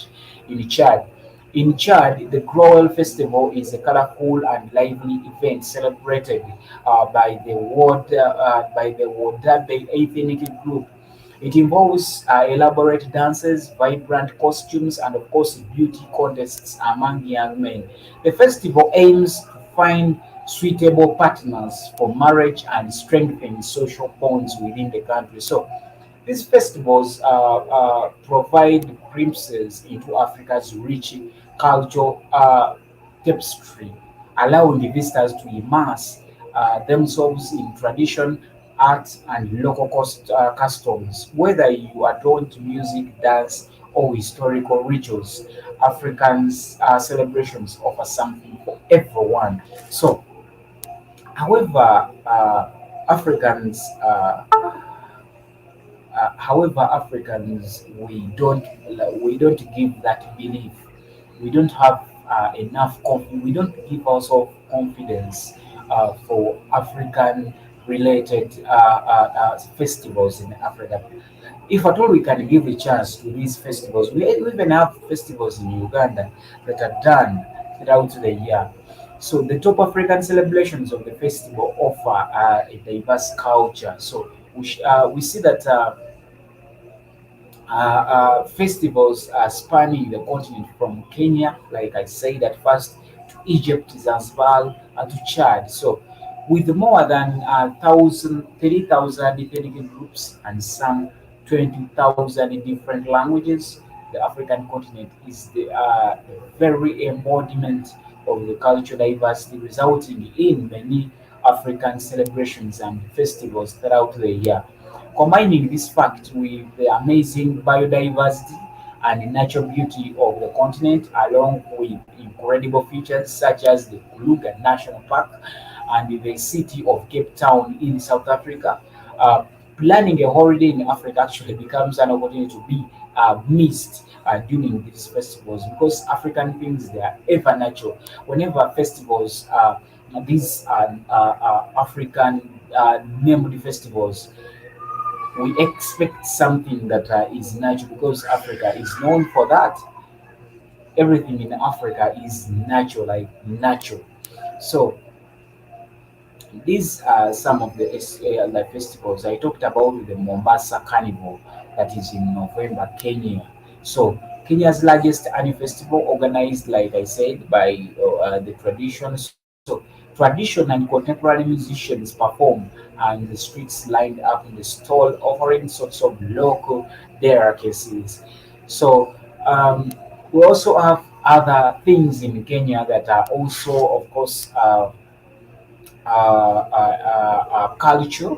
We have the hike mountain Kenya, Masai Mara safari, relaxing in Dining Beach with its gorgeous views of Watamu. So a lot. The festival of the Dough country is July in Zanzibar. I also talked about this.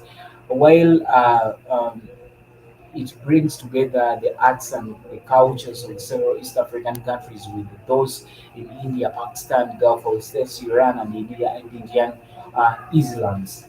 So a lot of festivals come in African community, but um, what Africans, what we have failed to realize even up to now is that we are putting things of the colonizers at the forefront. I don't know whether we have not learned enough from colonizers. I don't know whether we don't know our colonizers. I don't know whether we know that we are colonized, because uh, we see that uh,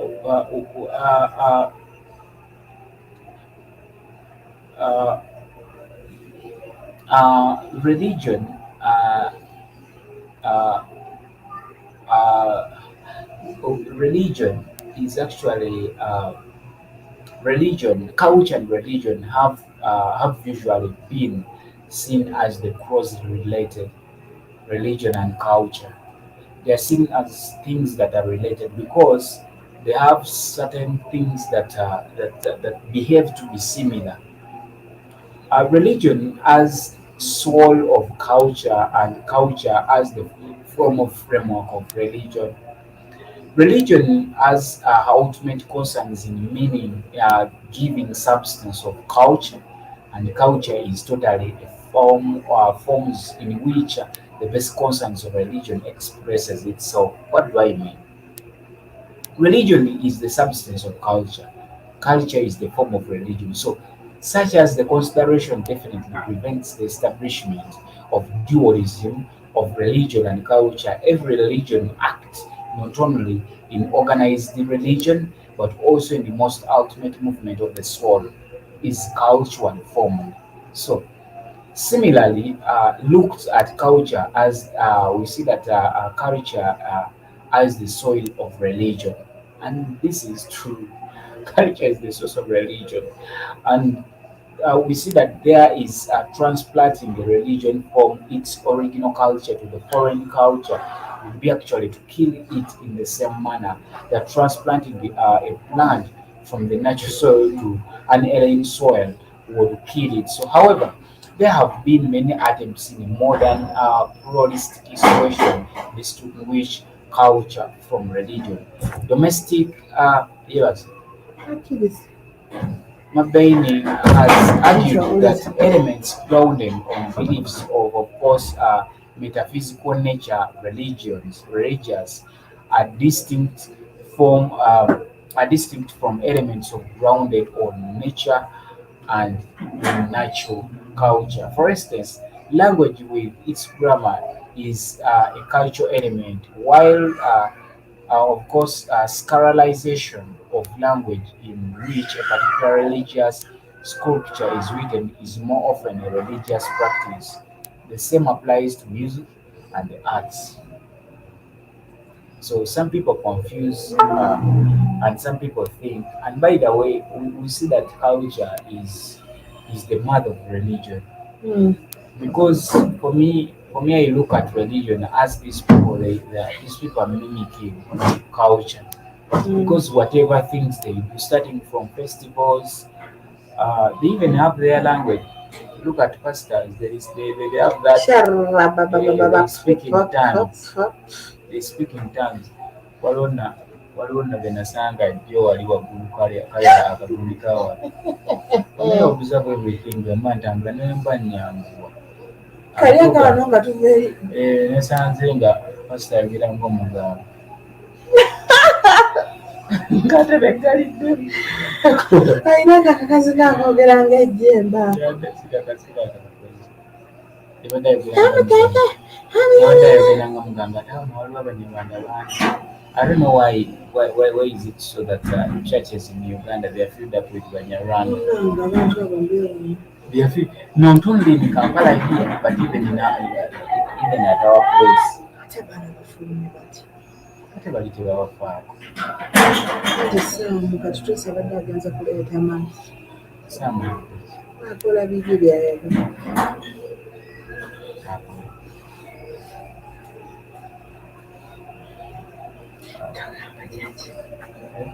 Thank you. Abaana mbagale munda.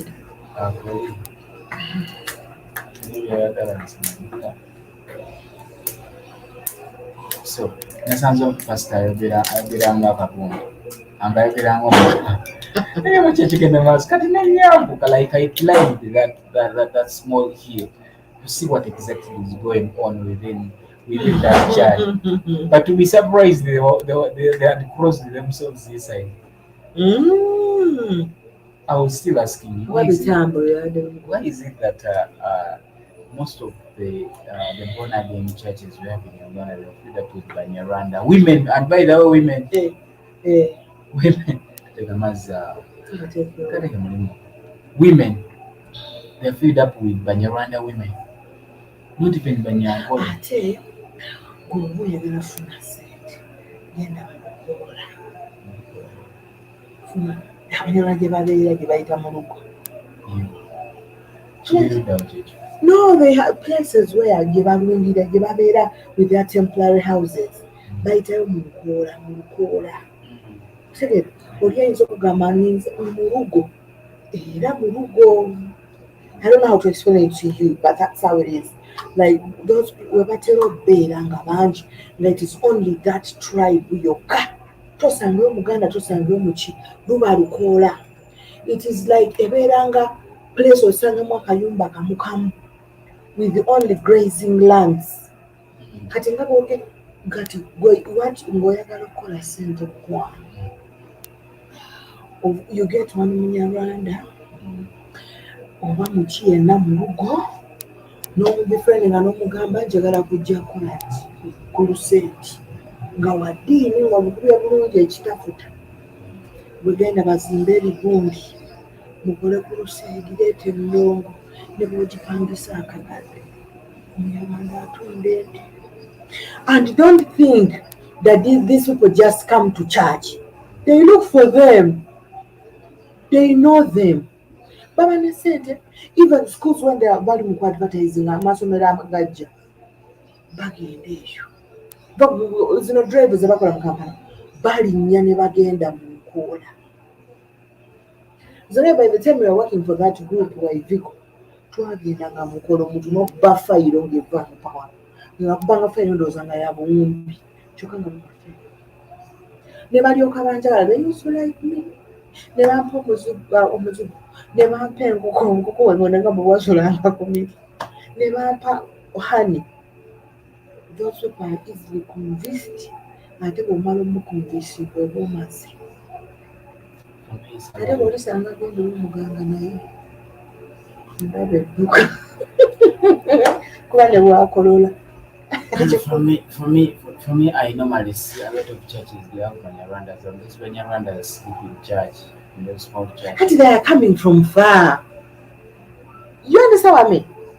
These very people go there for what they call a crusade. I used to see a Banyarwanda woman on that small church there. They come from I far. no longer see her. Maybe she went back.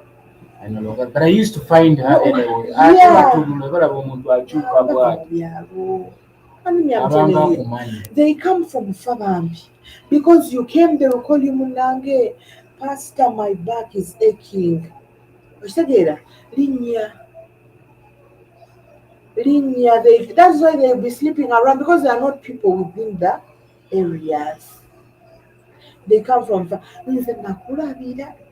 Era omuntu n'asomera mu ddiini n'agamba nange maliro olina konvinsi mutaano n'omala ogenda mu lukoola bwe gy'oviira but you can't put there a church because the whatever is not conducive tewali masanyalazi okitegeera you find yourself nti buli kitone ekiriwo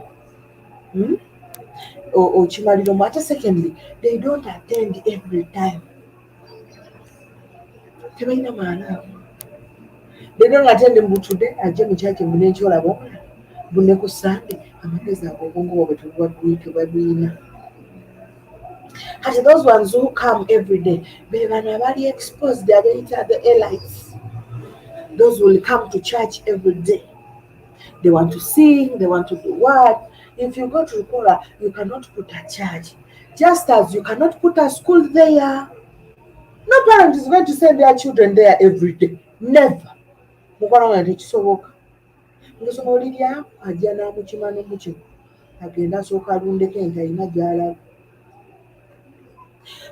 you can only have them no gender once in a while, no chikuba wiki age.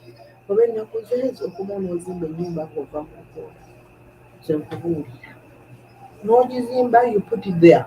And whenever they have issue, they can only come. Those are those people. And that's why they are very many. Obviously, they have converted a lot. They are not so much in the Catholic.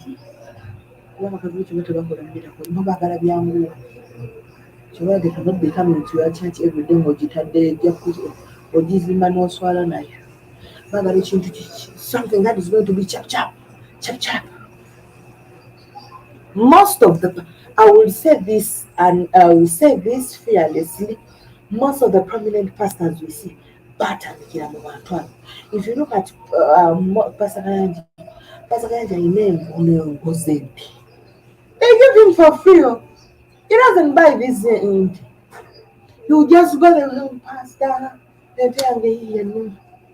entegeyo nyana ihaza eyo mafaka yanja inayo ochiraro ebanje muchief.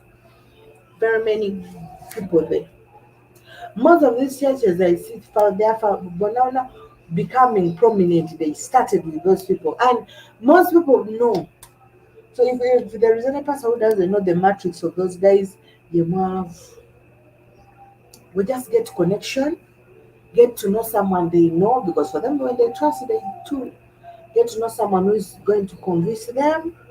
Maybe get connected to a certain church where they invest in. Ngabikiwefuule mukwano gwa church ebyawalawo olaba obutebe butavaamu mmotoka. And this is it.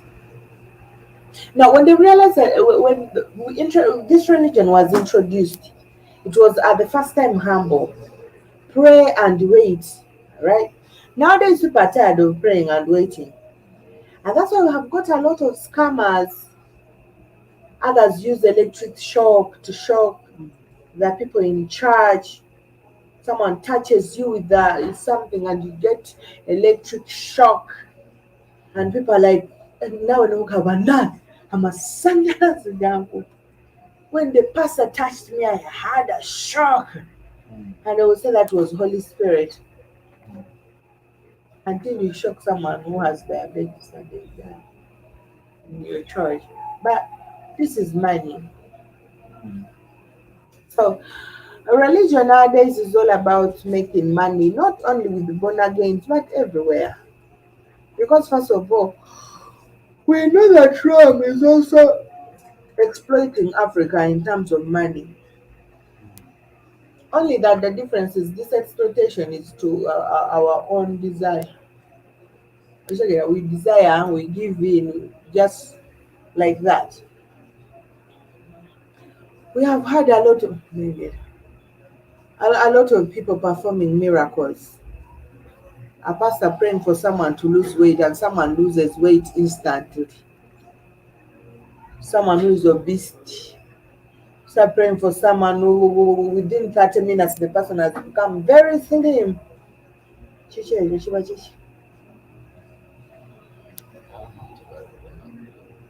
Magic.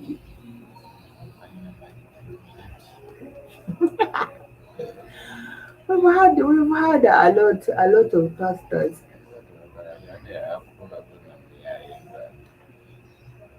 We have a lot of pastors, and usually there is this pastor Kakan Samuel, prophet. He's not a pastor. He says he's a prophet. They say that whenever you talk about him, he knows. When you go to his church, he will tell you that on a set and such a date you spoke about me. Like now, if I've talked about him and I go to his church, he will say, on Good Friday you spoke about me on Black Hot Fire Network. And a lot of people are always scared. So he has a synagogue church. Synagogue church is a church, you know, a pastor, yeah. TB Joshua. So,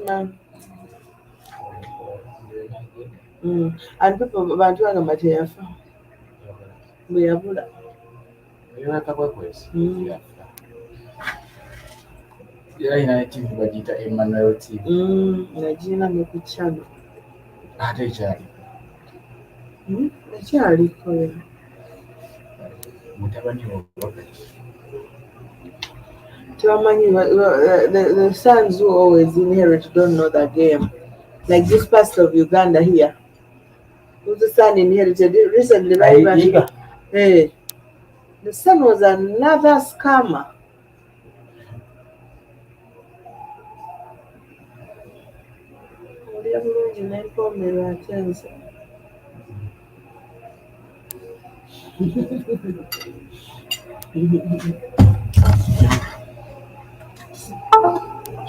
Tambula solo bizi tulina kwetwaba naye tubawo ekividiyo kya paasi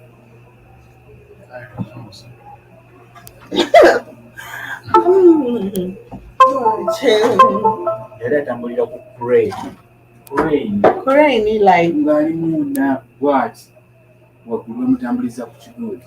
why? Kyebayita crane Extended. bw'abuuka. Are you are you serious? Mhm.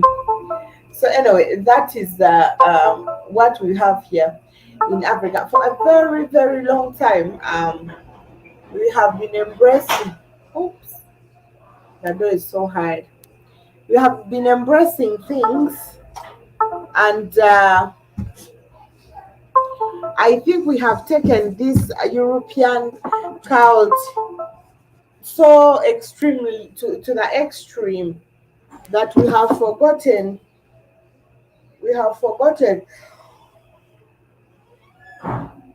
what defines us as African people and black people.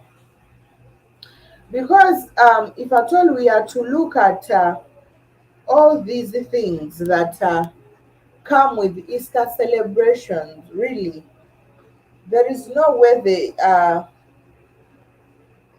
important to us as Africans. Though at this time, first of by the a lot of people are even taking in loans to make sure that they celebrate this. A lot of Africans are making sure they save some money only to celebrate this particular day that even does not benefit them. But Easter celebrations have been something that has been part of Africa's, today's Africa's festival.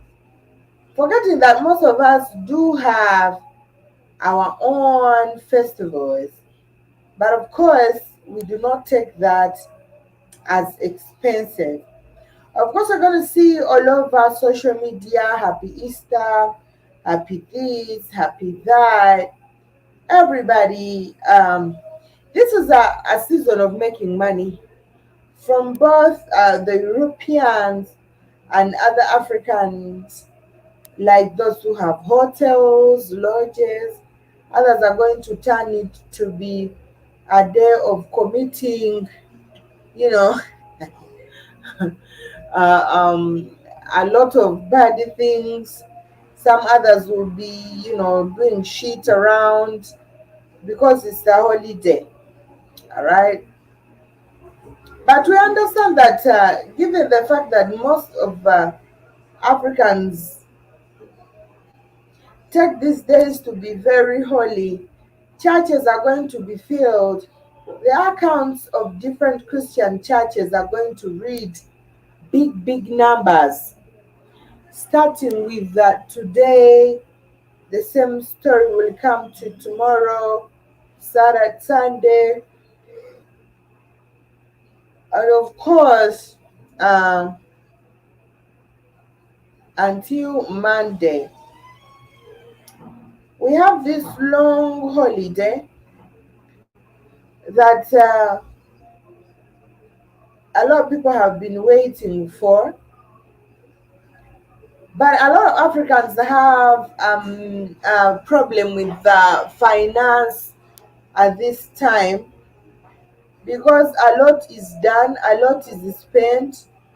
We have issues with coordinating with the finance and issues of planning our finance during these periods. If you look at this period, it is a period where a lot is going on. Children are going to school fees are needed. We are not at the prime of our harvest. Food is expensive now. Apparently, a lot is going on in this particular March. But of course, we are going to celebrate this, and people are celebrating this because it is a month that people call holy. We are celebrating the death of Jesus, who died for our sins and rose again. Okay, so like I was saying, we as Africans always have a lot of queries. We have a lot of questions when it comes to what is ours, but we don't question things that are not Africa. All right. We have realized that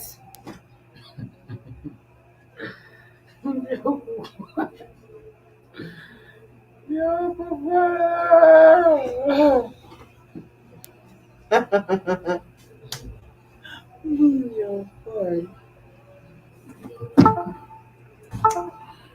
So for a very long time,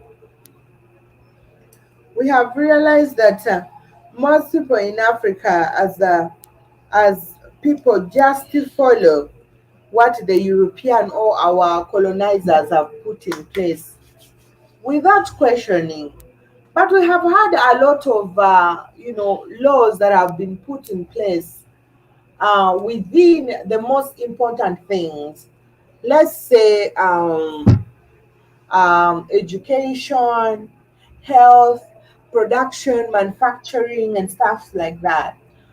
But there are no laws when it comes to religion now. Most of us feel like if there is freedom of religion, I can be a Catholic today and I'm going to be an Orthodox tomorrow. If I want, we forget that they don't really care where you are going to because they still run the same thing. All right. If you decide to not to change from Catholics to Orthodox, you are still running under the same master. If you say you have decided to be born again and whatever, you are still under the same master. And for us, we keep on rotating. At the moment you realize, okay, Catholic people are worshiping idols. Catholic people are worshiping idols. Definitely, I will go to the born agains who do not worship idols, and then you go right there, and your colonizer is just laughing at you, say, "Look at his damn head." He does, he doesn't really know. Okay, so yeah. As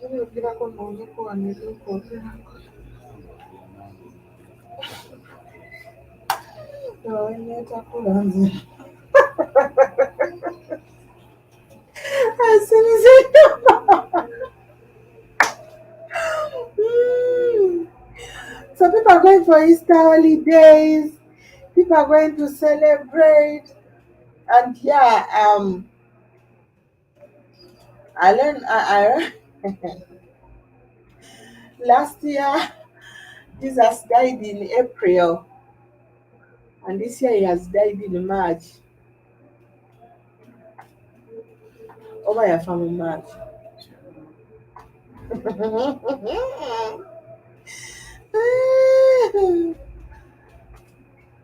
it is. I think it was.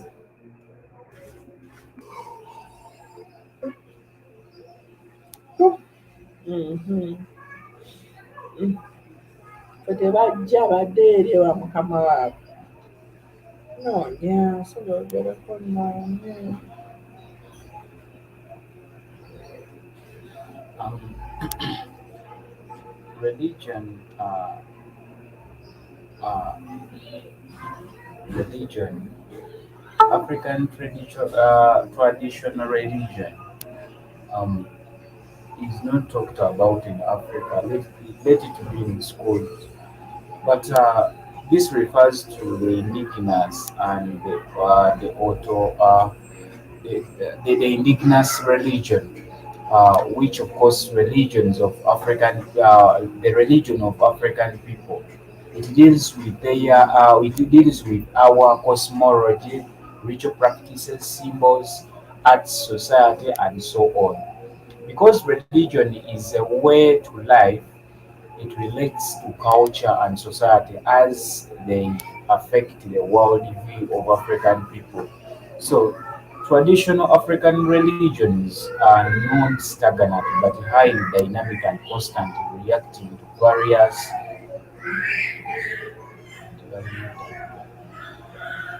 to various shifting influences such as old age, modernity, and technology advances.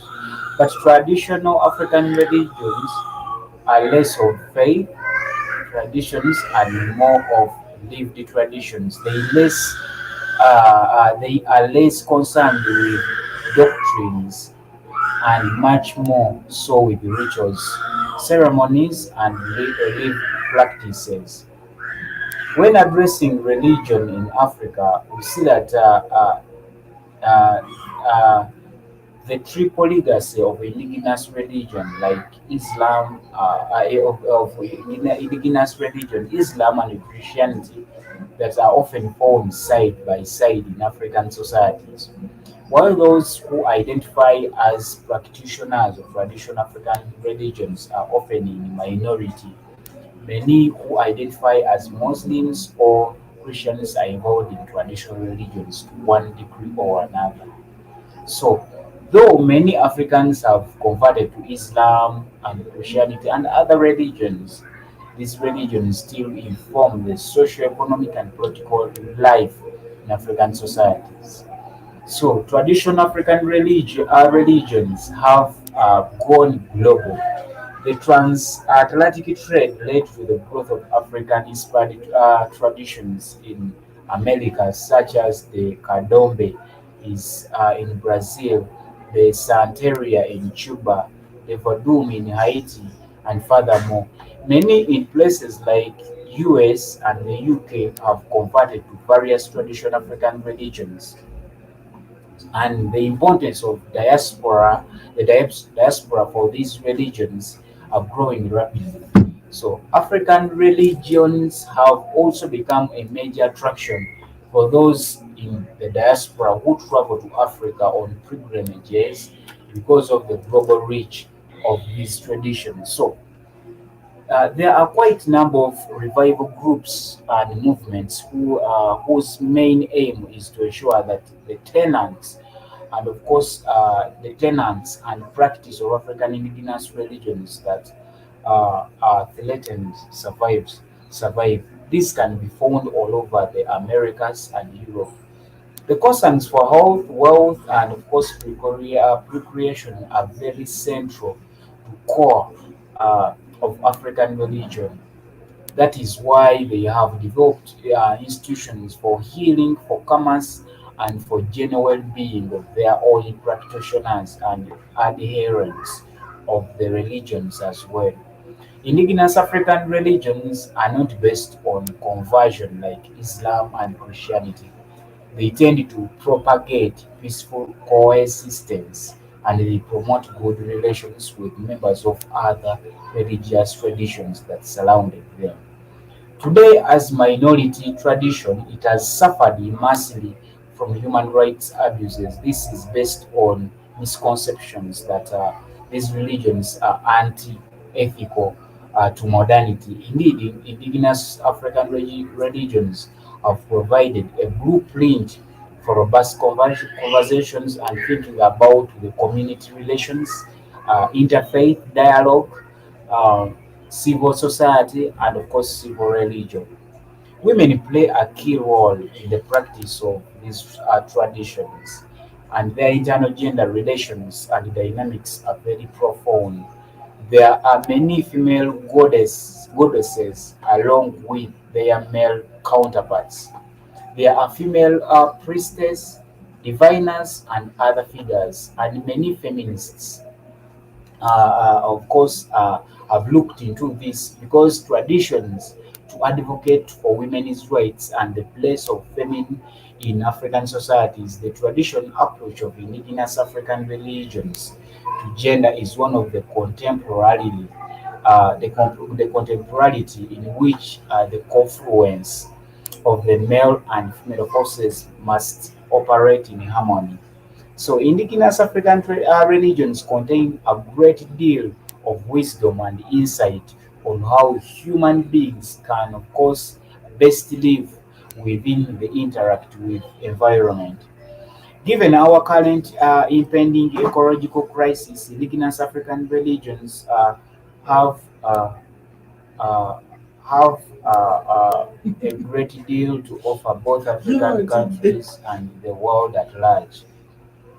African indigenous religions provide strong linkages between the life of humans and the world of ancestors. Humans are thus able to maintain constant and symbiotic relations with their ancestors who understood to be intimately concerned and involved in the descendants' everyday affairs. Unlike the other world religions that have written uh, scriptures or sources from core indigenous African religions, these oral sources are, of course, indirectly interwoven into arts, political and social structure, and material culture. The whole nature of these traditions allows for great deal uh, to great deal of adaptability and variation within and between indigenous African religions. At the same time, forms of architecture such as the tradition amongst the Yoruba can form important sources of understanding the tenets and worldview of these religions that can survive the analog scriptures such as the Bible and Quran. So uh, that is African tradition religion. So we know that we do not have a real conversion to Christianity. So, African tradition religion belief system is embedded in the life of Africans, and it is difficult, by the way, to take that out of them because there isn't a real conversion of to Christianity. People tend to forsake Christianity for African tradition when they are faced with problems. So, African traditional religion is a way to life and practical by nature. Christianity makes people live on promises which do not give immediate answer to their problems. So Christianity has therefore robbed Africa of its beautiful culture and religion. Whatever province that. Mm. Well, yeah, correct. So, Papa just play English. It's okay. So you know that about to apparently people, maybe there are some people who don't really understand the steps that follow. I'm going to give you a little brief story of Jesus of Friar Easter. Now, about 960 years ago, Jesus and his friend,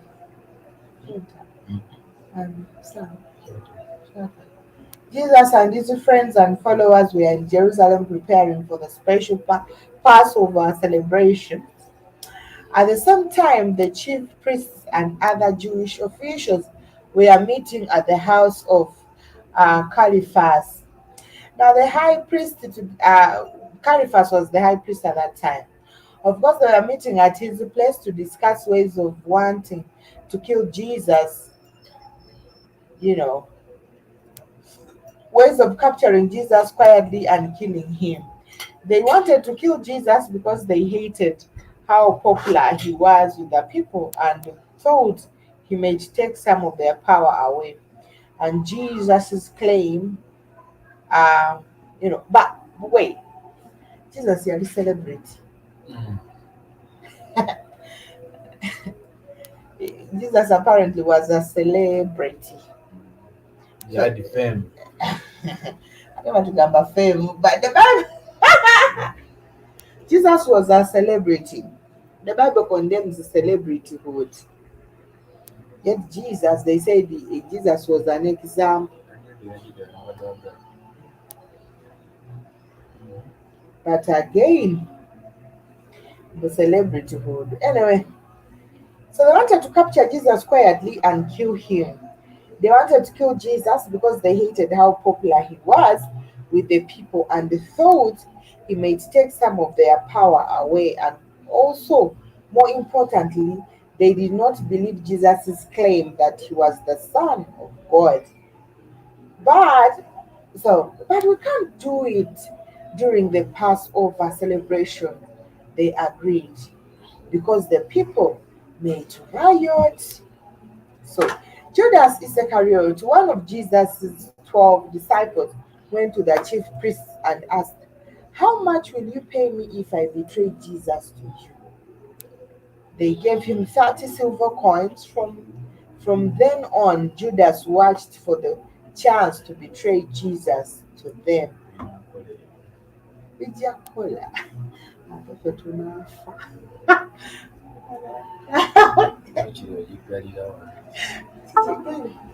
So if you look at the entire story, Jesus having people betray him, a lot of people always use all these kind of stories to make fake and lame excuses. Ekirungi tebali. Tebali atulaba. Tebagenda kuwatchinga replay paka.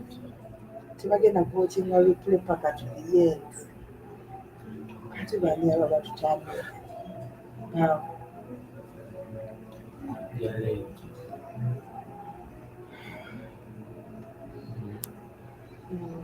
biggyeyo ati.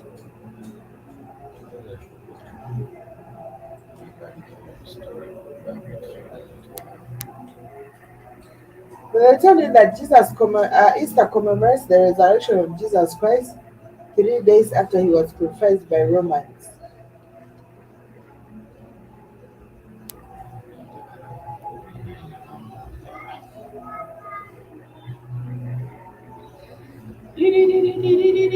Something.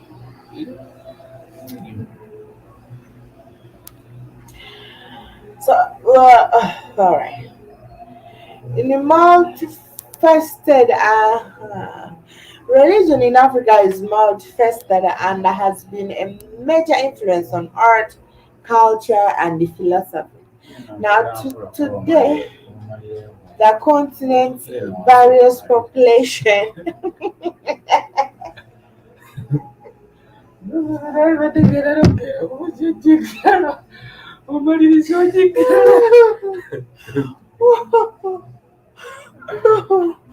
Oh my god. I was telling that today the continent's various population and individuals are mostly adherent to Christianity, Islam, and to a lesser extent, several traditional African religions. Now, in Christian or Islamic communities, religious beliefs are also sometimes characterized with the syncretism with the beliefs and the practices of traditional religions. Now, Africa encompasses a wide variety of traditional beliefs, although religious customs are sometimes shared by many local societies. All right. They are usually unique to specific population or geographical regions. Now, all traditional African religions are united by a shared animistic core with special importance to ancestral worship. Now, the origin in this context means indigenous. Now, that which is foundational, handed down from generation to generation, meant as to be upheld and practiced today and forever. A heritage from the past, yet not treated as a thing of the past, but that which connects the past with the present and the present with eternity. Now, you if you read most books of philosophers, they often speak in terms of singularity, deliberate yet conscious of the fact that Africa is a large continent with multitudes of nations who have complex cultures, numerable languages, and myriad dialects. Now, the essence of this, the essence, kid is,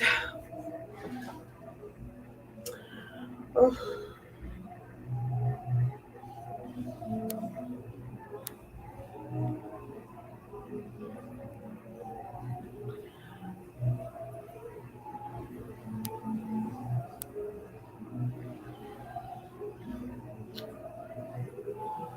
some of the African traditional religions are those of the Sia of Senegal, the Yoruba of Nigeria, and the Akan of Ghana, and the Ivory Coast, because of course there is also Akan in Ivory Coast as well, and the Bono of Ghana and the Ivory Coast still, and the West Coast is also considered of the Yoruba and the Anglican religion, the religion of the Igbo peoples, most of the Iwe and the Fon of Benin.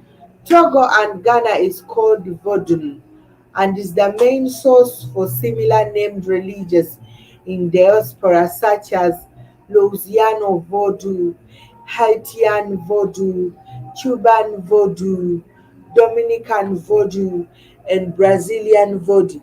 Now, some distinctions between West Africa and East or Horn religion often includes considering the supernatural and natural or tangible as being one and the same.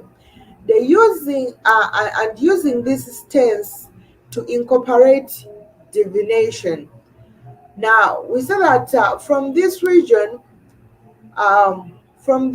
who would historically categorized to the masses was often referred to as Waganga. Now that is in the eastern part. Another distinction of the eastern Africa and the Honas, of course, is the greater prevalence of prophets within the oral traditions and other forms of generational transmission of traditional Africa region. Waganga means omuganga. Waganga as a word is omuntu awonya, avumula, right? So but people usually categorize this with witch doctors and stuff like that. But I don't like using the word witch doctor. But that's what people say. Now the most prominent indigenous deity among Cushites or Honas is Wag, which continues to be manifested into the modern era with religions such as Wakwefana and Wakwism, according to the according to the tradition African religious that according to the tradition African religious in the horns of Africa. Now, African religions are the only religions that can claim to have originated in Africa. Other religions found in Africa have their origin in other parts of the world. Now, the majority of Africans and adherents of Christianity or Islam, African people often combine the practice of their traditional belief with the practices of Abrahamic religions. Now, Abrahamic religions are widespread throughout Africa. They are both spread and replaced indigenous African religions, but are often adapted to African cultural context and belief systems.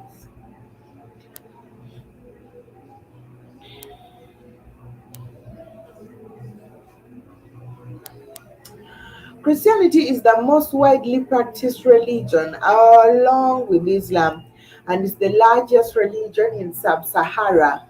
Now, of course, several syncretic and Messianic sects have formed throughout much of the continent, including the Nazareth Baptist Church in South Africa and the Alandura churches in Nigeria. There is also a fairly widespread population of Seventh day Adventists and the Jehovah's Witnesses.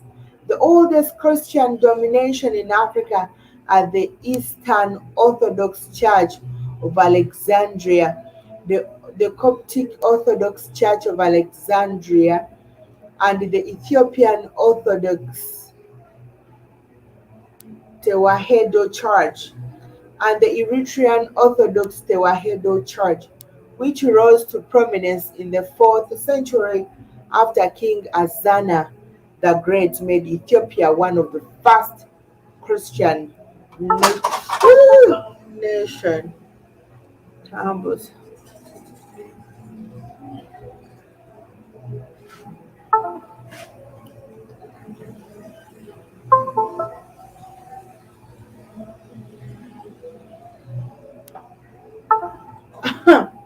Shokano.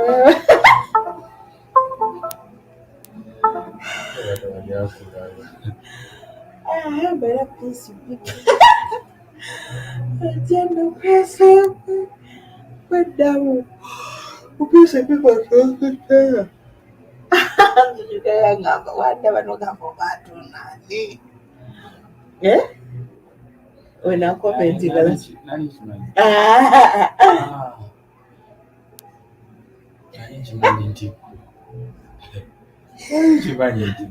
How? Nali kimanyi nze sisobola kuyita linnya lyo ng'ate ndabaako eryo linnya bandabika ng'omuntu atategeera. That's why I was reading that name because kirandaba tekuliko linnya lyo. Somera bbaasa somera gundi baluwa mu bbaasa erinnya lye nali ndaba eri era lye nali njogera nali nkimanyi kyogamba counties kyogamba sikimanyi nali nkimanyi nti kitegeera I knew it was you. But I sinali sola kwogera linnya lye ate nga ogundi kuliko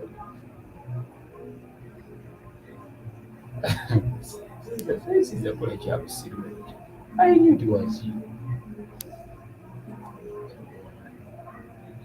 Nali nkimanyi olakola gwe tukola. Christianity actually Nandeke manji. ogendera shaka asirise kujjako ng'olagala mukaawe Ayinza kuba yeebase. wali awo mu ntebe akudde entamu ayimutuzizza mu maka Bamwogera. Tekanga njogera. oli talina mmere gy'ayagala akudde entamu Anyway, in the food- kintu kimubuzaabuza. In the first few centuries of Christianity, Africa produced many figures who had a major influence outside the continent, including Saint Augustine of Hippo, Saint Maurice, Origen, Tertullian, and the 3 Roman Catholic popes, Victor I, Maltiades, and Galatias, as well as the biblical characters Simon of Cyrene and the Ethiopian eunuch or Eunice, baptized by Philip the Evangelist. Christianity existed in Ethiopia before the rule of King Azana the Great of the Kingdom of Assam, but the religion grasped a strong foothold when it was declared a state religion in, of course, some centuries, now becoming one of the first Christian nations. So that's Ethiopia at that time. Now, the earliest and the best known reference of the introduction of Christianity to Africa is mentioned in the Christian Bible's Acts of the Apostles and pertains to the evangelist Philip's conversation of an Ethiopian traveler in the first century. Although the Bible refers to them as Ethiopians, scholars have argued that Ethiopian was a common term encompassing the area of southeast of Egypt.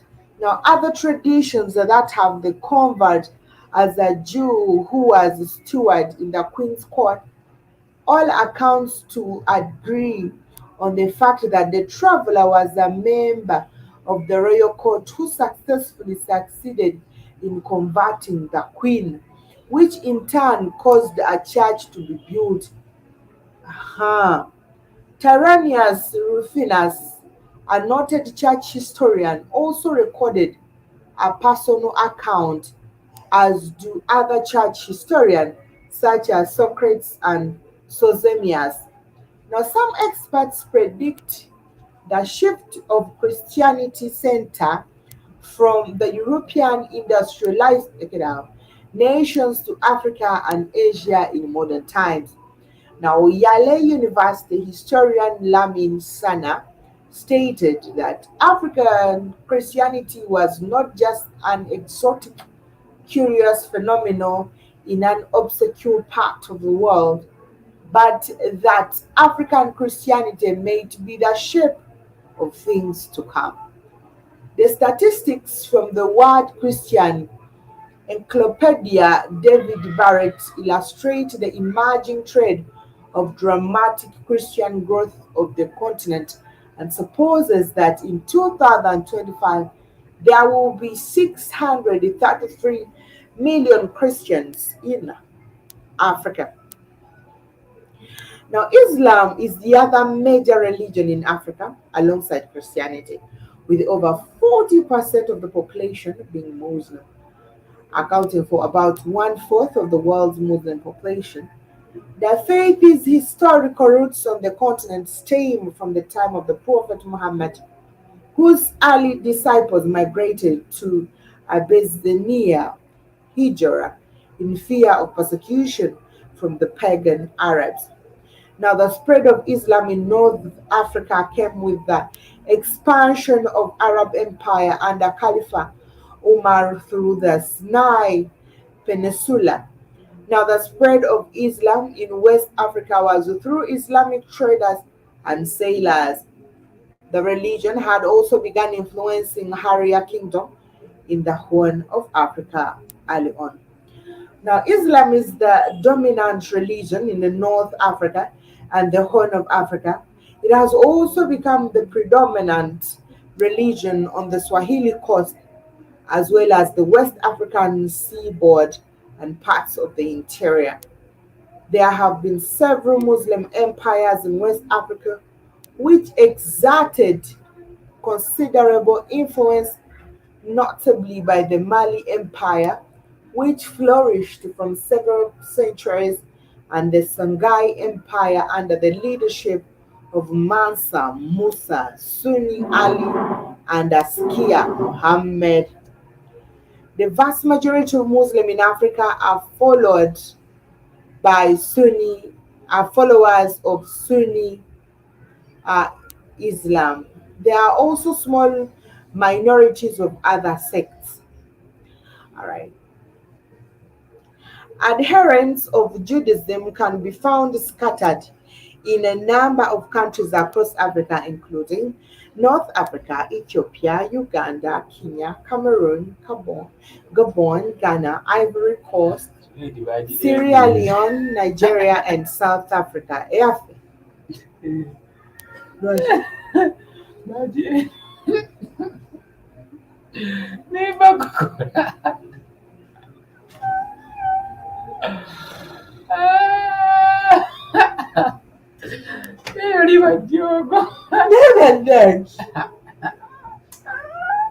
Wala mbadde ngenda gamba olimba naawe saagala tukamanye tukoze eki.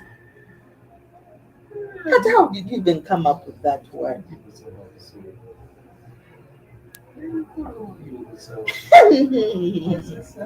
And so let's not forget about the Baha'i faith. Just here, I can even see the temple. So we have a Baha'i temple here. Baha'i faith in Africa has a diverse history. It especially had wide-scale growth in the 1950s, which extended at temples that was This one is the one. This Baha'i temple is just here. I usually see.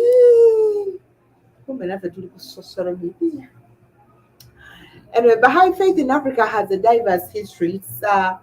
especially had wide-scale growth in the 1950s, which extended further in the 1960s. The Association of Religion Data Archives, of course, relying on the World Christian, they list many large and smaller populations of Baha'i in Africa, with the Kenya, the Democratic Republic of Congo, South Africa, Zambia among the top 10 numerical population of Baha'i in the world. Mauritania's, uh, Mauritania's joining Zambia and Kenya in the top 10 in the terms of percentage of the national population. All three individuals, the heads of the religion, Bahai, Abdul Bahai, and Sangoi Effendi, were in Africa at various times. More recently, the roughly 2000 Baha, the roughly more recently, the roughly 2000. Now, Baha'is of Egypt have been embroiled in the Egyptian identification card controversy from 2006 through 2009. Now, since then, there have been homes burned down and families driven out of towns. On the other hand, Sub Sahara Baha'is were able to mobilize for 9 regional conferences called for the Universal House of Justice. Now, around 2008, of course, they gathered to celebrate recent achievements in grassroots communities, building and to plan their next steps in the organization in their home areas. Endelabeka ye tempe enkulu mu nsi ya Africa. Kati ambuze tugende ku Bahindu. Tulina ne Hinduism. Ate temple ya Hinduism is better than this one of South Africa. Hinduism has existed in Africa mainly since the late 19th century.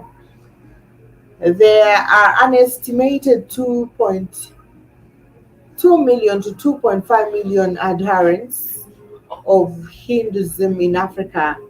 It is the largest religion in Mauritania, and several other countries have Hindu temples. Hindus come to South Africa as indented laborers in the 19th century. The young M.K. Gandhi lived and worked among the Indian community in South Africa for 20 years before returning to India to participate in India's freedom movement. Now, when we look at Buddhism, now Buddhism is a tiny religion in Africa with around 250,000 practicing adherents. Now, up to nearly 400,000 if combined with the Taoism and Chinese folk religion as a common traditional religion of mostly new Chinese migrants. We know that about half of the African Buddhists are now living in South Africa, while Mauritius has the highest Buddhist percentage in the continent, between 1.5% to, of course, um, to 2% of the total population. Other faiths are practiced in Africa, including Sikhism, Jainism, Zoroastrianism, Rastafari, among others.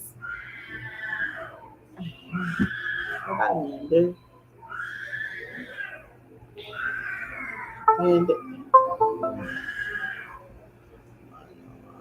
General Mosquito, I know that, did I? Oh, there's a down to Chigali. Akabina akanuma.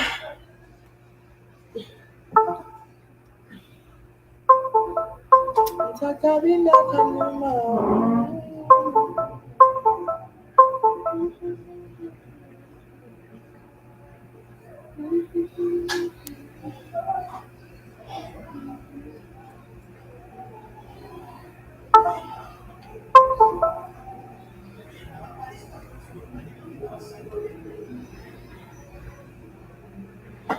So we know that the religious comparison, we have another religion called the irreligion. Agal poll found that the e-religious comprises 20% in South Africa, 15% in Botswana, 13 in Mozambique, and we have others in Ivory Coast, Togo, Ethiopia, Angola, Sudan, Zimbabwe, Algeria, Namibia, and Madagascar. Apparently, syncretism is the combining of different beliefs, often while melding practices of various schools of thought. Now, we know that in Commonwealth of Africa, syncretism with indigenous beliefs is practiced throughout the religion. It is believed by some of It is believed by some to explain religious tolerance between different groups. Kwesi Yanka and John Mbiti argue that many African people today have a mixed religious heritage to try to reconcile traditional religion with Abrahamic faith. Tekijja kwata ku muntu yenna. Daira, Tusobola tutumutta naye akutte shaka. ye akola kisa. Ate akola ki? Ye lwaki tayingiza mufaliso? Tusobola tutumutta naye Ate oba twamugambyeko kati katubonaabone n'enzaana zaffe. leka kunsuula. Leka mpummuleko muka amagulu gannuma. Gakulu mukolowooza kiki kyetuddeko kino? Leka naawe. Oyoza. Ozayo eddakiika mwenda.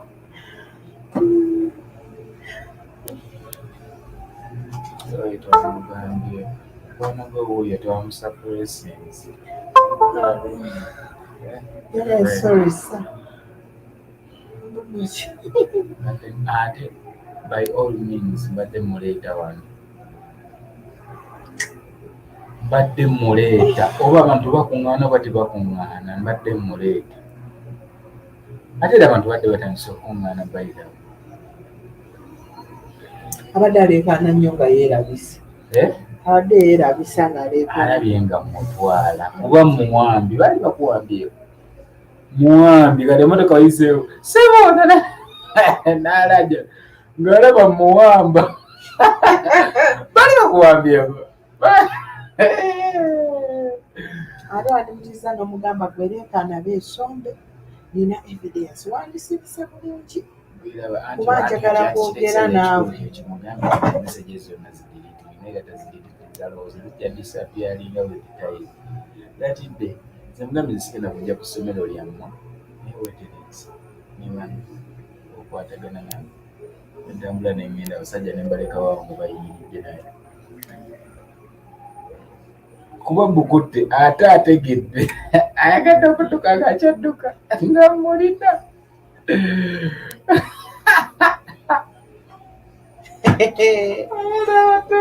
Dakika musanvu otakola ky'ojagala kuka nti agenda manju.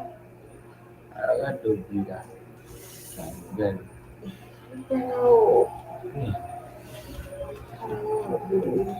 genda tukibakoleekulayo Tebanda genda oyagala ngende ogenda gigala.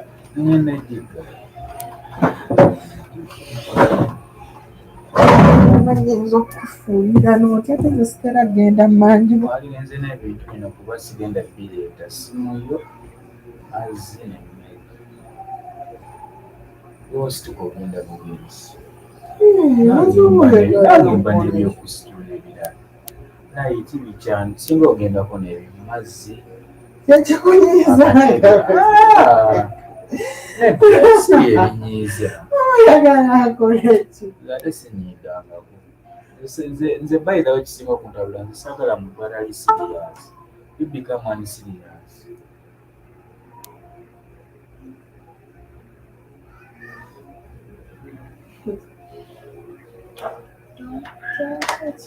saagala muntu atali siriyasi ese mwenyewe ujisikie nze ate obuzibu abantu mbagamba ate nga banyiiga. That's why nze saagala kugamba bantu I do my things Osinyiza naye jasineewuunyisa. Singa anti anti era olaba buli kimu kinyuma nga si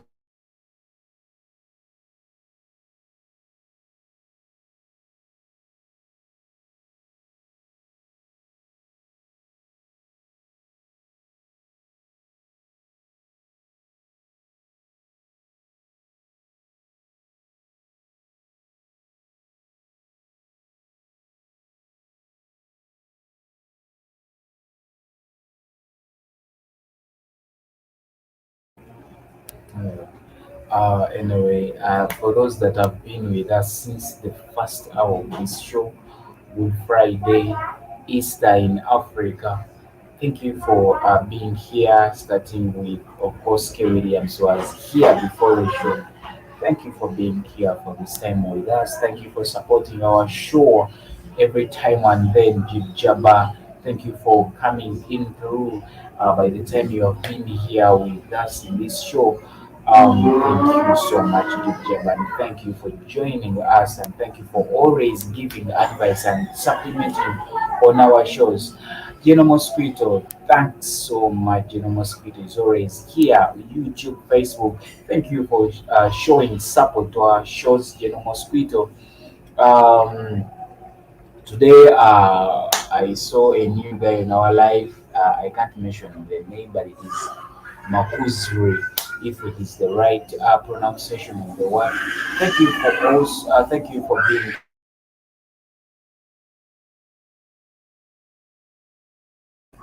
We have been broadcasting live from Kampala, Uganda. And for those that have been watching us from different media platforms, that is Facebook, Black Hot Five radio station, like and follow the page, YouTube. Endeavor to subscribe if you're watching me for the first time, and those on Twitter, endeavor to like and follow. It has been me, Innocent, with my colleague Maria. It is a Friday. It is actually the weekend started yesterday in most of the countries in Africa and all over the world. Uh, we are, of course, trekking through this long weekend, even towards this Easter festival. But what I always do want to tell my African friends is to focus, and of course, is to focus and of course apply some of the things we normally talk about here, because we need to see Africa which is new. We would like to see Africa that is vibrating, that is full of Africans that know their history, know their origin, and that is how we are going, of course, to go far. So um I will not exceed here. Like I said, we normally broadcast from Kampala, Uganda, and I would like to say good night for those that are in East Africa, and of course that if you're outside there, USA, you're broadcasting from Europe, yeah, or you're seeing me, you're watching me from European countries. All I want to say is have a great day. Bye bye.